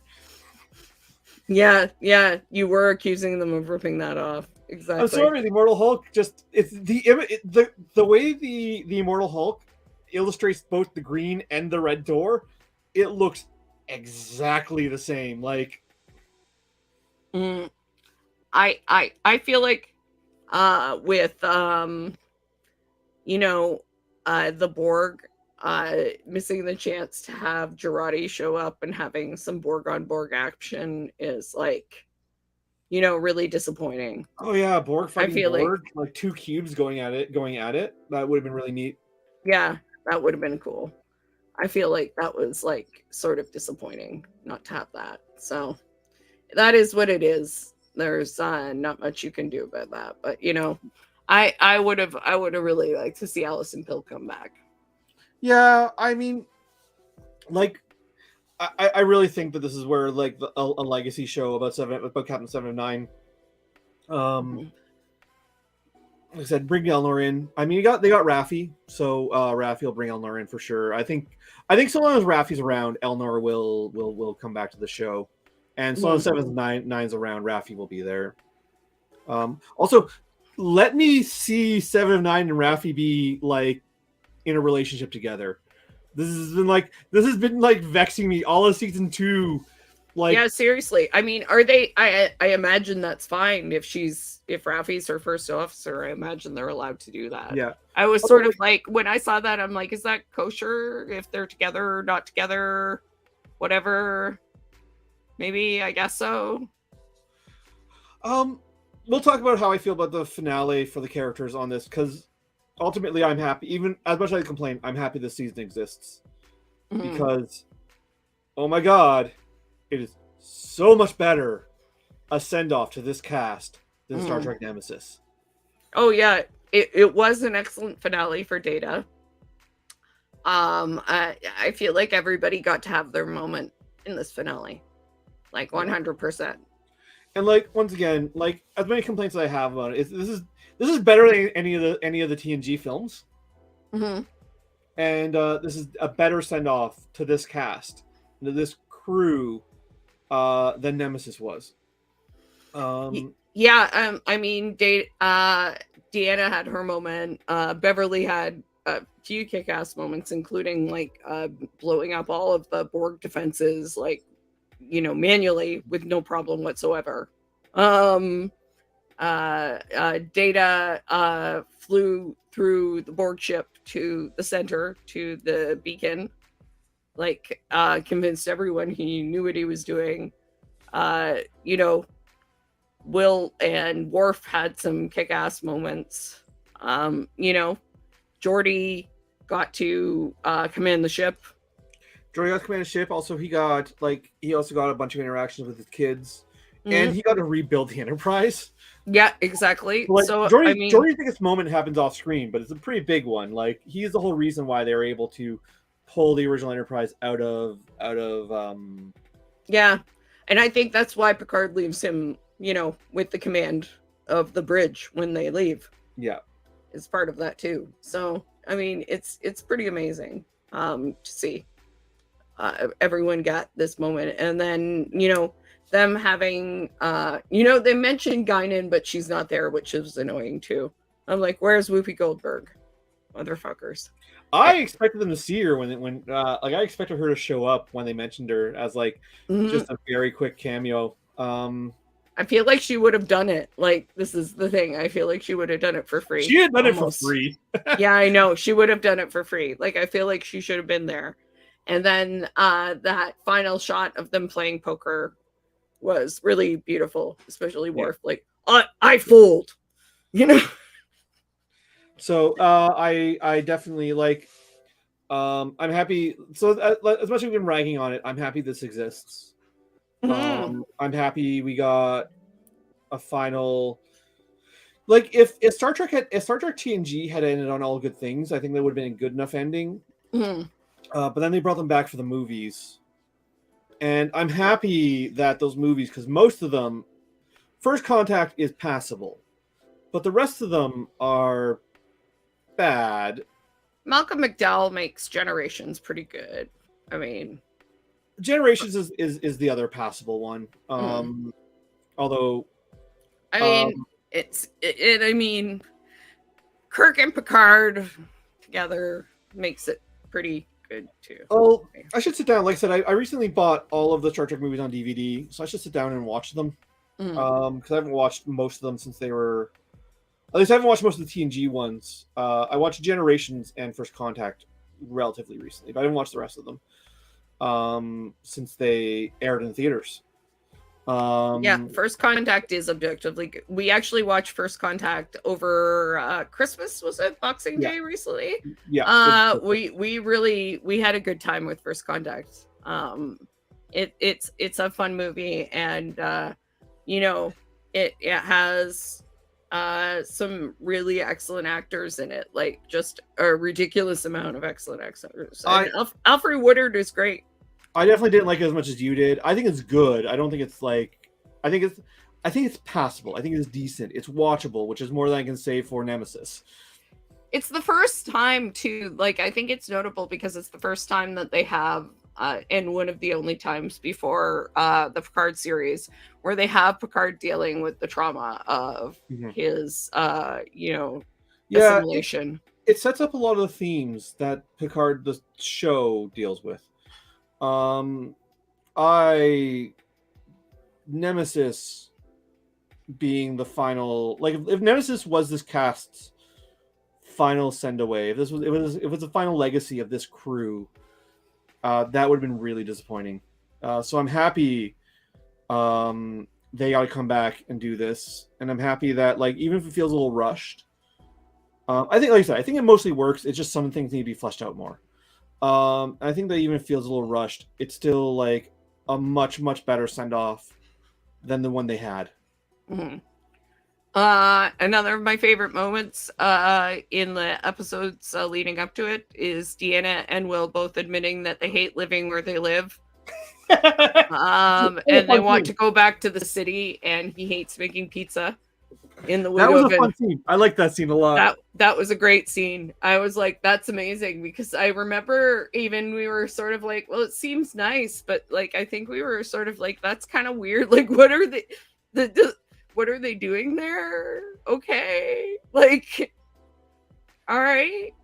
And so I kind of like that they reset that, and we're kind of like, oh, okay. They just like, we're like, maybe this is what we need while we're healing. And, you know, they were both trying to like help each other out and didn't realize that they were both like, this is not it. Well, being like, hey, we moved to the country for the kids, but our kids are older now. Why are we still here?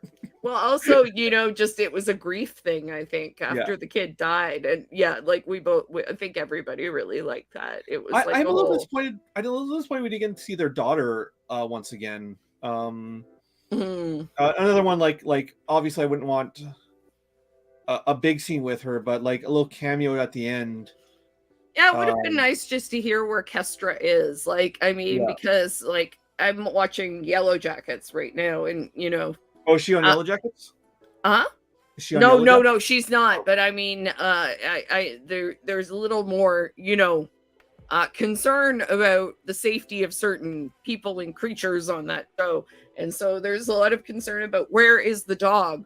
Is the dog safe? And, you know, so I'm like, can you just mention where animals and people are so we know? Like, because I mean, Deanna was kidnapped by the changelings, and they tried to kidnap Kestra too. So I'm like, where's Kestra? Is she okay?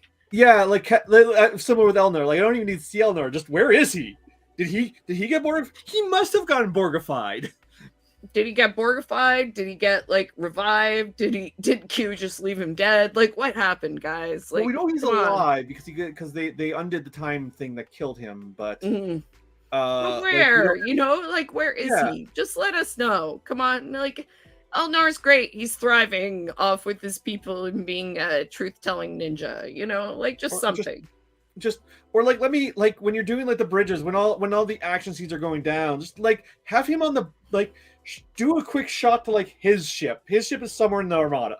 Yeah, or Raffi wouldn't be like, I'm making sure Elnor's okay. Like, Yeah, where's Raffi was, Elnor? Raffi was fucking distraught when he died. So like Raffi's like, that's like Raffi's adopted kid. She's just like, whatevs, Elnor.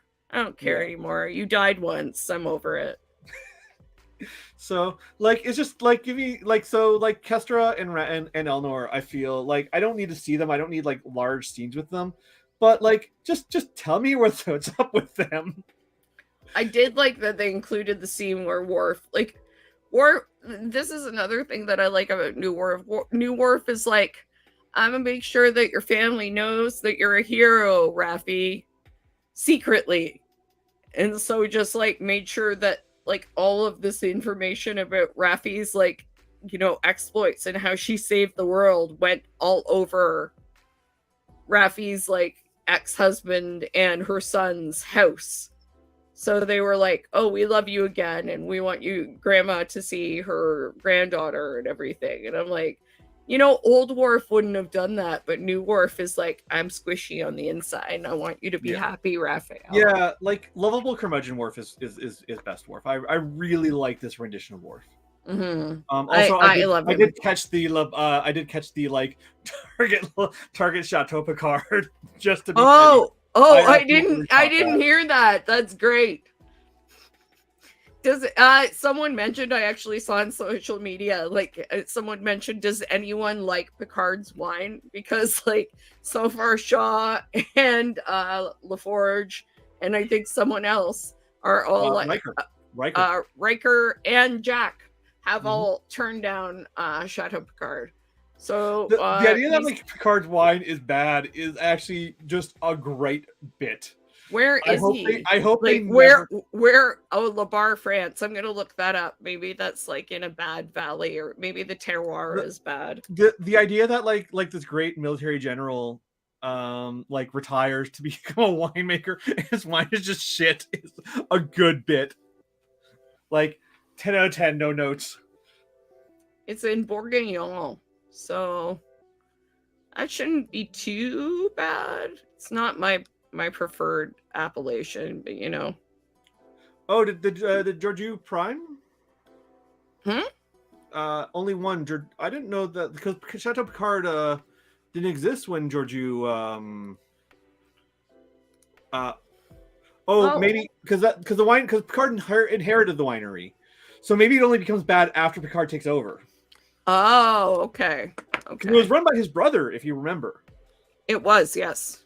So his brother probably made good wine, and then it's just Picard, like Jean-Luc took over, and then it just got bad. Very interesting. All right, Bourguignon. Yeah, that's not usually too bad. Well, depends on the place. But that's very interesting.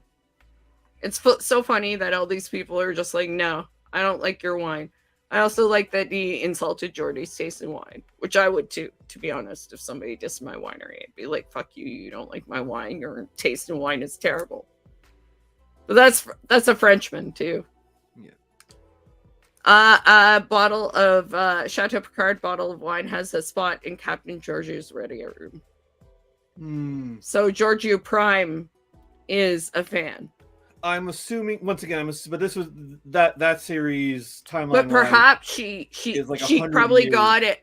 When is it? Is it 100 years before Picard? Maybe a little bit more. So, Picard's ancestors are making good wine at that point. Yeah. Who?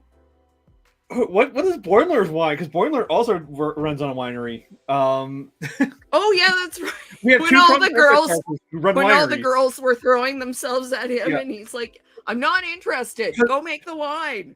Because you fucking know that Boimler's 5 years wine is before fucking Picard. like top notch. You know that like Chateau Boimler is like some great. Oh fucking no, wine. it's raisins. It's a Oh, that's vineyard right. for raisins. Yeah, That's no, right. he's Oh, drying I the forgot raisins. about He that. doesn't That's make right, wine. He's not cool enough to make wine. Only raisins. That's why he would insist that you served on the Enterprise, because he's that kind of nerd. Yeah, renaming not great, because I like the Titan personally. And you know what? Shaw would be mad about that. Personally. Shaw would be mad about Shaw that. would be mad about that. Shaw would be like, why? I don't want to serve on no fucking Enterprise. My ship is the Titan. These guys, again, they fuck me. Now they've taken the name of my ship too. Do you have no shame? Is there any line you won't cross? I mean, Shaw being a sassy bitch is like why we love him. Yeah. I mean, the hologram thing is nice in the sense that it is kind of like a Chris Rios kind of thing. Mm-hmm. Like, I mean, maybe there can be multiple versions of Shaw. He had like on really, Last Arena. he had, like really nice and sensitive Shaw. And like, really angry Shaw. And like, kind of creeper Shaw, you know, all the Shaws. Goth Shaw. That is the right level of petty in response to Shaw. I suppose it is. Maybe that's part of the reason they did it. But still. God damn it, the guy died on there. Shaw's the ship therapist. Well, Deanna can't keep doing it because she has to be Data's therapist. I mean, apparently Data needs 5 hours of therapy every day. That was also a good bit. He's having some problems transitioning. He died like 2 times. As like do 3 we people all. living in his head. Yeah, and he's transitioning to being a human. He's having some identity issues. I mean, everybody has some problems. And then he was talking about the cat, and I honestly yelled at the screen. I'm like, get a cat, Data. Just get a fucking cat. I just realized that Shaw is basically Dr. House. Shaw is Dr. House. Shaw is Dr. House. Shaw is also Dr. From Scrubs. Dr. Cox. Yeah, he's Dr. Cox. He's more like Dr. Cox, I think, than Dr. House. As an aside, I am very angry we never got a Dr. Cox spin-off of Shrubs because, man, I will...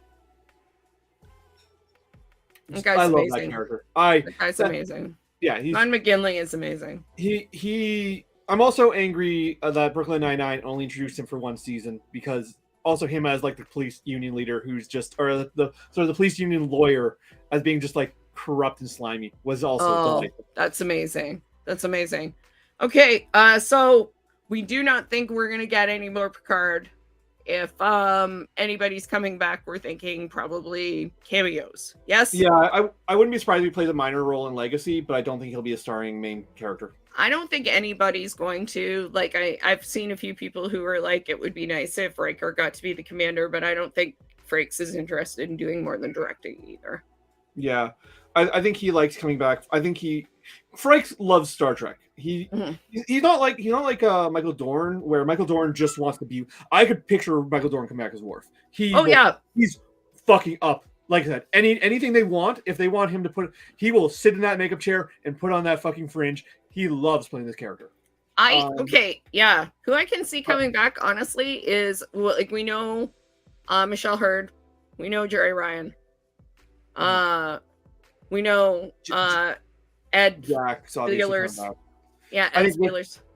I think with Jack, that means Crusher will come back for a minor role. This is what I was saying. I mean, I wouldn't have normally said that Gates McFadden would do it, but I feel like she's enjoying having a character. So yeah. I feel like she might come back just because she can play Crusher, and Crusher is really cool and interesting and a badass. Yeah, well, Crusher gets to be like Star Trek Star Trek The Next Generation always did female characters dirty. That got better with DS9 and Voyager, but TNG always has female characters dirty. I think Crush will stay around. I don't think she'll be a major focus in the series, but I think she'll be around, like have a couple episodes here and there. I actually think, given the fact that I wouldn't be surprised if most of the cast come back in a cameo level, to be honest, because once again, we've also got LaForge's daughters. Yeah, I'm just thinking like regularly or semi-regularly. I could see Dorn, I could see Chordy coming back semi-regularly, and Brent Spiner too. I can't see Deanna being regularly because she doesn't want to work that much either. But you know. And Frakes is around because he's doing so much directing, and Frakes seems to prefer being behind the camera, but also that means he's on set, and I could see him doing like periodic cameos just because he's there. Yeah, and it would be nice to have some way that Tig Notaro's character could chat with Shaw. My ideal is honestly that Cisco and Shaw could get together. That they find some way to convince Avery Brooks. Avery Brooks, to just shit talk Picard. Honestly, Avery Brooks and Todd Stashwick just shit talk Picard. Although it would be kind of cheesy if they I want it. Don't get me wrong, but having all of their children end up on the same fucking ship is a bit like. I mean, I wouldn't question that from old Trek, because old Trek, the episodic, more like suspend your animation, less realistic structure of television. If a show like that in the 90s, I'd be like, yeah, sure, whatever. This is just how TV in the 90s works. But with the more realistic, decompressed storytelling of contemporary television, having a show where just all their kids are just assigned to the same fucking ship it's a bit hokey. Yeah, well, Jack's there. Sure. I figured Jack's there just because Seven is keeping an eye on the other former Borg. Will I watch it? Absolutely. Yeah, 100%. I mean, they're really great, and I hope that that they continue to develop the Sydney and Jack relationship, because I really like them. I thought they were cute and fun. The child of Pavel Chekhov is the president. I think nepotism is general order too. I think it probably is. I was listening to that and I'm like, is that his kid or is that him? No, that's him, his kid imitating him. Okay, gotcha. I think it's more that it's not that they wouldn't join Starfleet and become high ranking, because they all would. Once again, because Wesley Crusher definitely demonstrated that nepotism is very real in Starfleet. Oh my god, it's been a year and Jack is an ensign and about to serve on the Titan. On the flagship? Yeah. On the flagship? Yeah. I think some nepotism is there. He's got two admirals. I think it's them all ending up on the same ship. That's just like a little bit. But once again, I want to see this character interact. So I want this to happen. Yeah. They're like, yeah, no problem, Jack. You'll be back on the ship with your girlfriend. Just a year. There we go. Can we talk about the significance of having a queer woman in charge of the Starfleet flagship? Bisexual disaster ship. Disaster ship. I was so excited about that. I'm like, actually, those are two bi women. Two bi women in charge of the ship. Yeah. I realized that after they were standing there. I'm like, hey, wait. Those are two bi women, potentially in a gay relationship, in charge of a starship. And not just any starship, the flagship. The flagship, yep, in charge of the Enterprise. One is not a bisexual disaster, just a repressed. No, it's a bisexual disaster. Well, one is a repressed bisexual disaster. There's Raffi, who's the disaster bi, and then there's Seven, who is the really there's not really a term for it, but it is a bi stereotype of the really rigid. Pardon? Repressed disaster bi. Yeah. There's the chaotic disaster bi. There you go. Repressed disaster bi. Oh, trauma laden bisexual. Well, they're both trauma laden bisexual. I mean, really, is there any story in media about bisexuality that isn't just about trauma? I mean, even Mariner, really. Yeah. Let's be real. Because she served at Wolf 359, as we figured out from this timeline, probably. So. Calling it now. Mariner's going to get Borgified as well. Poor Mariner. Mariner's been Borgified. Mariner was Borgified right here, probably. Actually, you know what? You know, I actually would not be shocked if Mariner and Boimler and that crew, because I did not see a single California class attacking in that armada. Oh yeah. No, they weren't. The California class don't go to Frontier Day. Come on. Yeah, the entire fleet is here. California classes are just like out doing dirty work. Yeah. Why don't we get to go to Frontier Day? Oh shit! Everybody was Borgified. Look, good thing we missed Frontier Day. That could be. They could do an entire bit about that. I don't think they will, but they could do an entire bit about that. But no, my entire thing is that they caught the warp anomaly and scrubbed them, so the California class were just never Borgified. Mm-mm. But yeah, it's excellent that Raffi and Seven are in charge of the ship. Obviously not a problem. Beverly was the medical officer and he was the captain, and she can take the captain off of duty, and they were involved in a relationship. So I guess if they were allowed to, I guess Raffi and Seven is not that big a deal. Starfleet is very lenient on fraternization. It's not real military. I mean, we can't really apply military rules to Starfleet. It depends on their level of militarism depends on which series you're watching. Yeah, it's true. Because you're watching DS9, they're very military. If you're watching TNG, not so much. Well, I guess it depends whether it's wartime or not. DS9, it's wartime. Yeah. TNG, a lot of the time, not so much wartime. So, but also, ultimately, Star Trek is about exploring character, and so they're just gonna. Neither was Alexander. Yeah, Molly and Alexander weren't Borgified. Poor Alexander. Everybody forgets about Alexander. Can you imagine if they put Alexander on Star Trek Legacy? That'd be great. That'd be great. Liaison to the Klingon Empire. My dad's an asshole. We love Worf. Yeah, he's a dick. Ask me how often I see my dad. How often do you see your dad? I don't see my dad. Imagine if Alexander was the therapist. So, that'd be really good. I pitched my Star Trek Adventure character concept. So, character concept number 2 that I'm also sitting on. Klingon ship counselor. Oh, very nice. Very nice. I've been having so much problems with this coworker in engineering. Have you tried challenging him to honorable battle yet?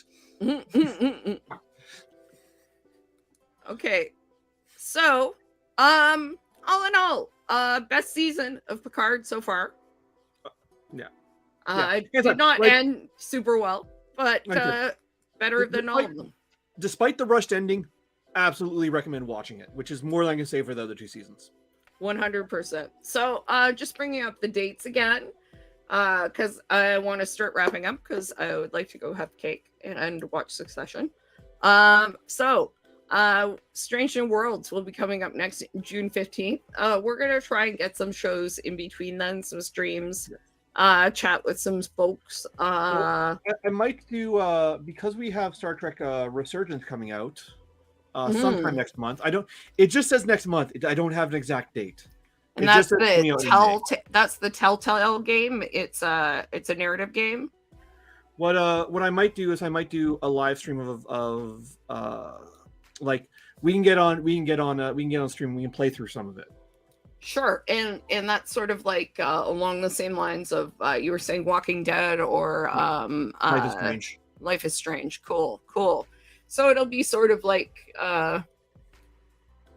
is it on a starship? Do you know anything about it, or? It is on a starship. We've Mhm. seen the trailer. I can link you the trailer. Okay. All right, let's check it out.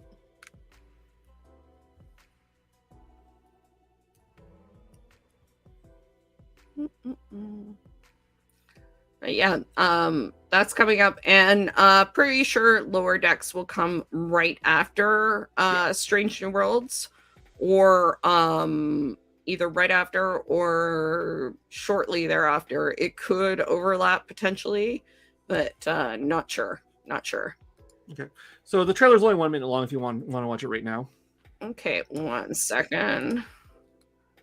That's just... So yeah, this is theoretically coming out next month, but I'm a bit concerned because there's no actual date. It just says next month. All right. But if it comes out on time, like I said, maybe stream some gameplay of it. I enlisted because I didn't want to wait years just to get out and see the galaxy.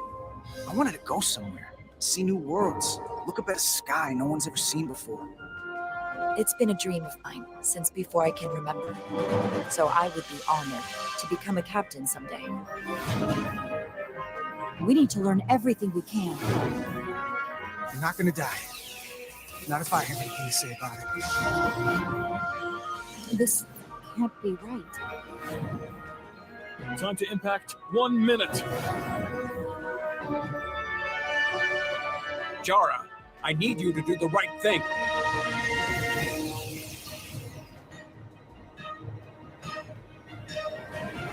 The fate of the negotiations, the interests of the Federation, and the prospect for peace may very well depend on it.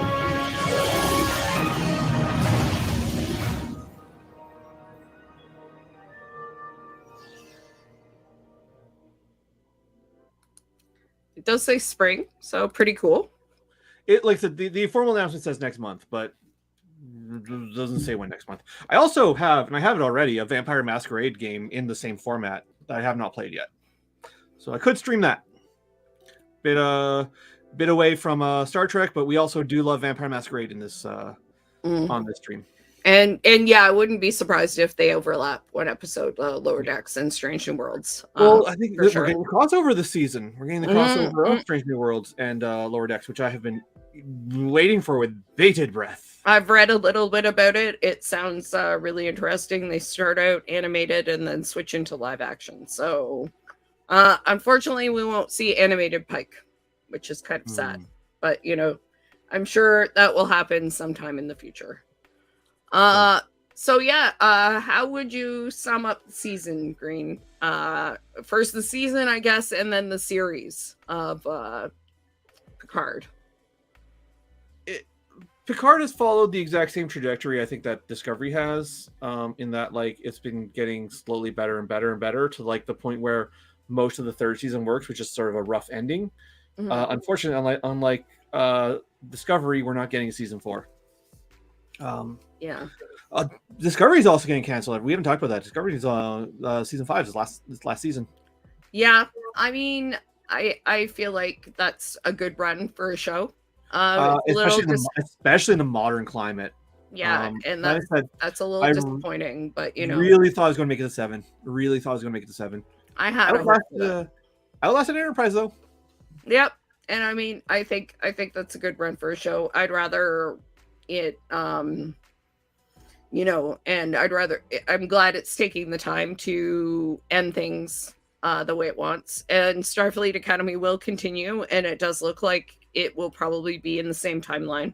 Oh, it says you've changed your mind. You think the Star Trek Academy is going to be followed?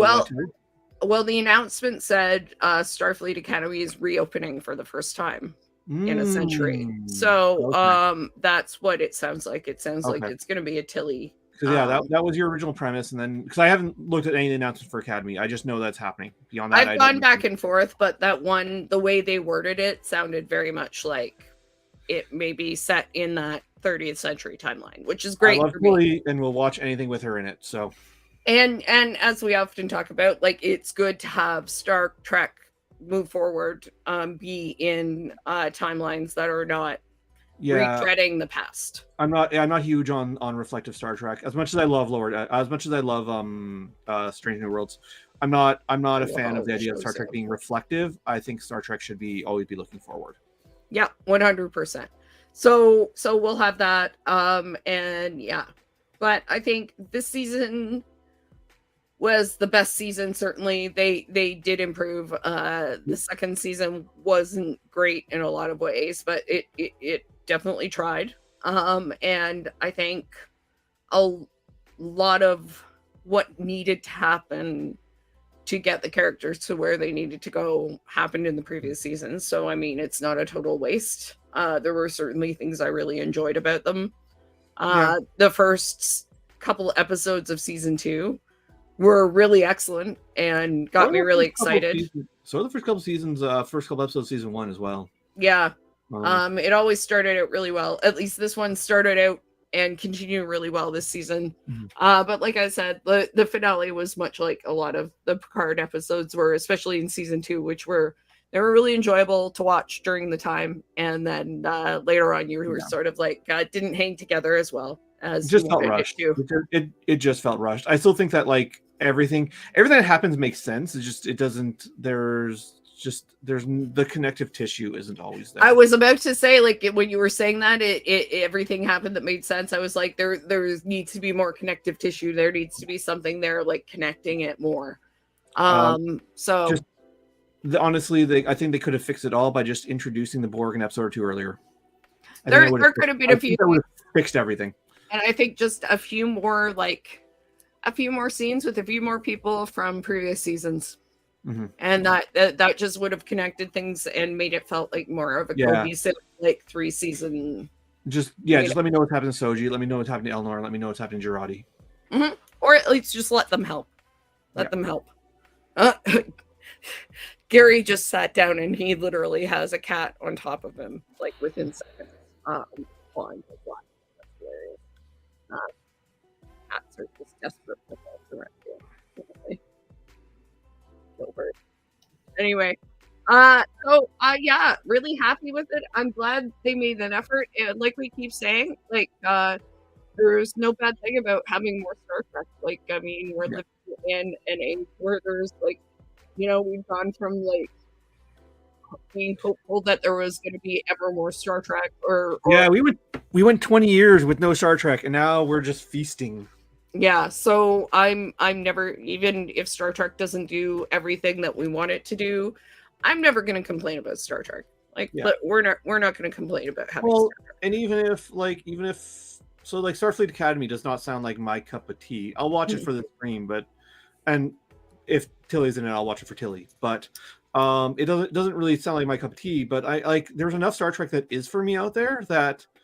Like, I don't need to feel threatened that like Star Trek does doing other things that I may not be interested in exists. 100%. Yeah. So I mean, and I wasn't sure Prodigy would be my thing, or you weren't pretty big on Prodigy at first, and now it's the superior show. So well, I was on. I'm an animation buff, so I was on board with Prodigy right from the gate, just on the quality of the animation. It's beautiful. Yeah, it was. We were a little more meh on the story, but the second half of the first season like really kicked it into gear, and it's stunning. Yeah. Like it's the most beautiful, like some of the most beautiful animation. The only thing I can think that surpasses it is Arcane. Like, Arcane is like crazy. I got to go back and watch that. But Gary just said that's getting a second season. You said, Gary? It is. Arcane is getting a second season. Yeah. I don't know where I'm going to watch it because I canceled my Netflix. I'm not going to. Maybe Arcane will come out and I'll re-up my Netflix for like 1 month, watch all of Arcane, and then cancel again. Yeah, because I gotta watch that because the little bits I saw from Gary, it's just stunning. Stunning. Arcane's top stunning. Notch. Arcane, I consider Arcane to be one of the best TV shows I've ever seen in my life. Like, not even animated, just period. Mm-hmm. But yeah, so like the only show I can, but like that's literally the only thing I can think of I've ever seen that does CGI animation better than Prodigy. Prodigy's beautiful. 100%. So we will see about being back in 2 weeks. Hopefully, we'll arrange something. Maybe we'll have a gameplay through. Maybe we'll have an interview. Maybe we'll figure out something else in the next couple of weeks. Maybe I'll do it. Worst case scenario, I'll download a pre-written Star Trek Adventure scenario and we'll run through it. That would be cool. So maybe we'll have an RPG. We'll figure out something to do over the next little while before we go to Strange New Worlds. We'll definitely do a Strange New Worlds preview a couple of weeks before the premiere. And it was a great season of Picard. Much better. We've been through worse seasons, that's for sure. And like I said, as much as we've been hating on the ending, it was this season of Picard actually was very solid. And and I mean, much better send off for a lot of these characters than they've had in the past. Yeah. So I mean, I think that was worth it alone. Yeah, so, I mean, anything else you want to say about it? No, I think I'm good. I think everything I have to say has been said. 100%, except I'm a little sad we didn't have Wesley too. That would be cool. Yeah, that's I said all the complaints that we have are beyond some pacing issues with it being a bit rushed, or just like there were things that there were characters that are set up that didn't get payoffs. Yeah, it happens. 100%. It does happen, and nothing can be perfect. So it is what it is. But yeah, looking forward to Strange New Worlds coming up. Looking forward to our little Star Trek coming up, especially Section 31. Looking forward to Michelle Yeoh kicking ass once again. I will watch awesome. Anything with Michelle Yeoh playing the Empress. She clearly loves playing that character and has so much fun being just like and chewing the scenery. So yep. So 100%. Anyways, we'll be keeping out an eye out for legacy news and anything else Star Trek in the meantime. But anyway, you all have a great night and a great rest of your weekend. Signing off. We'll see you soon. And enjoy your evening. Live wrong and expire. Live long and proper. See you soon, y'all. Cheers.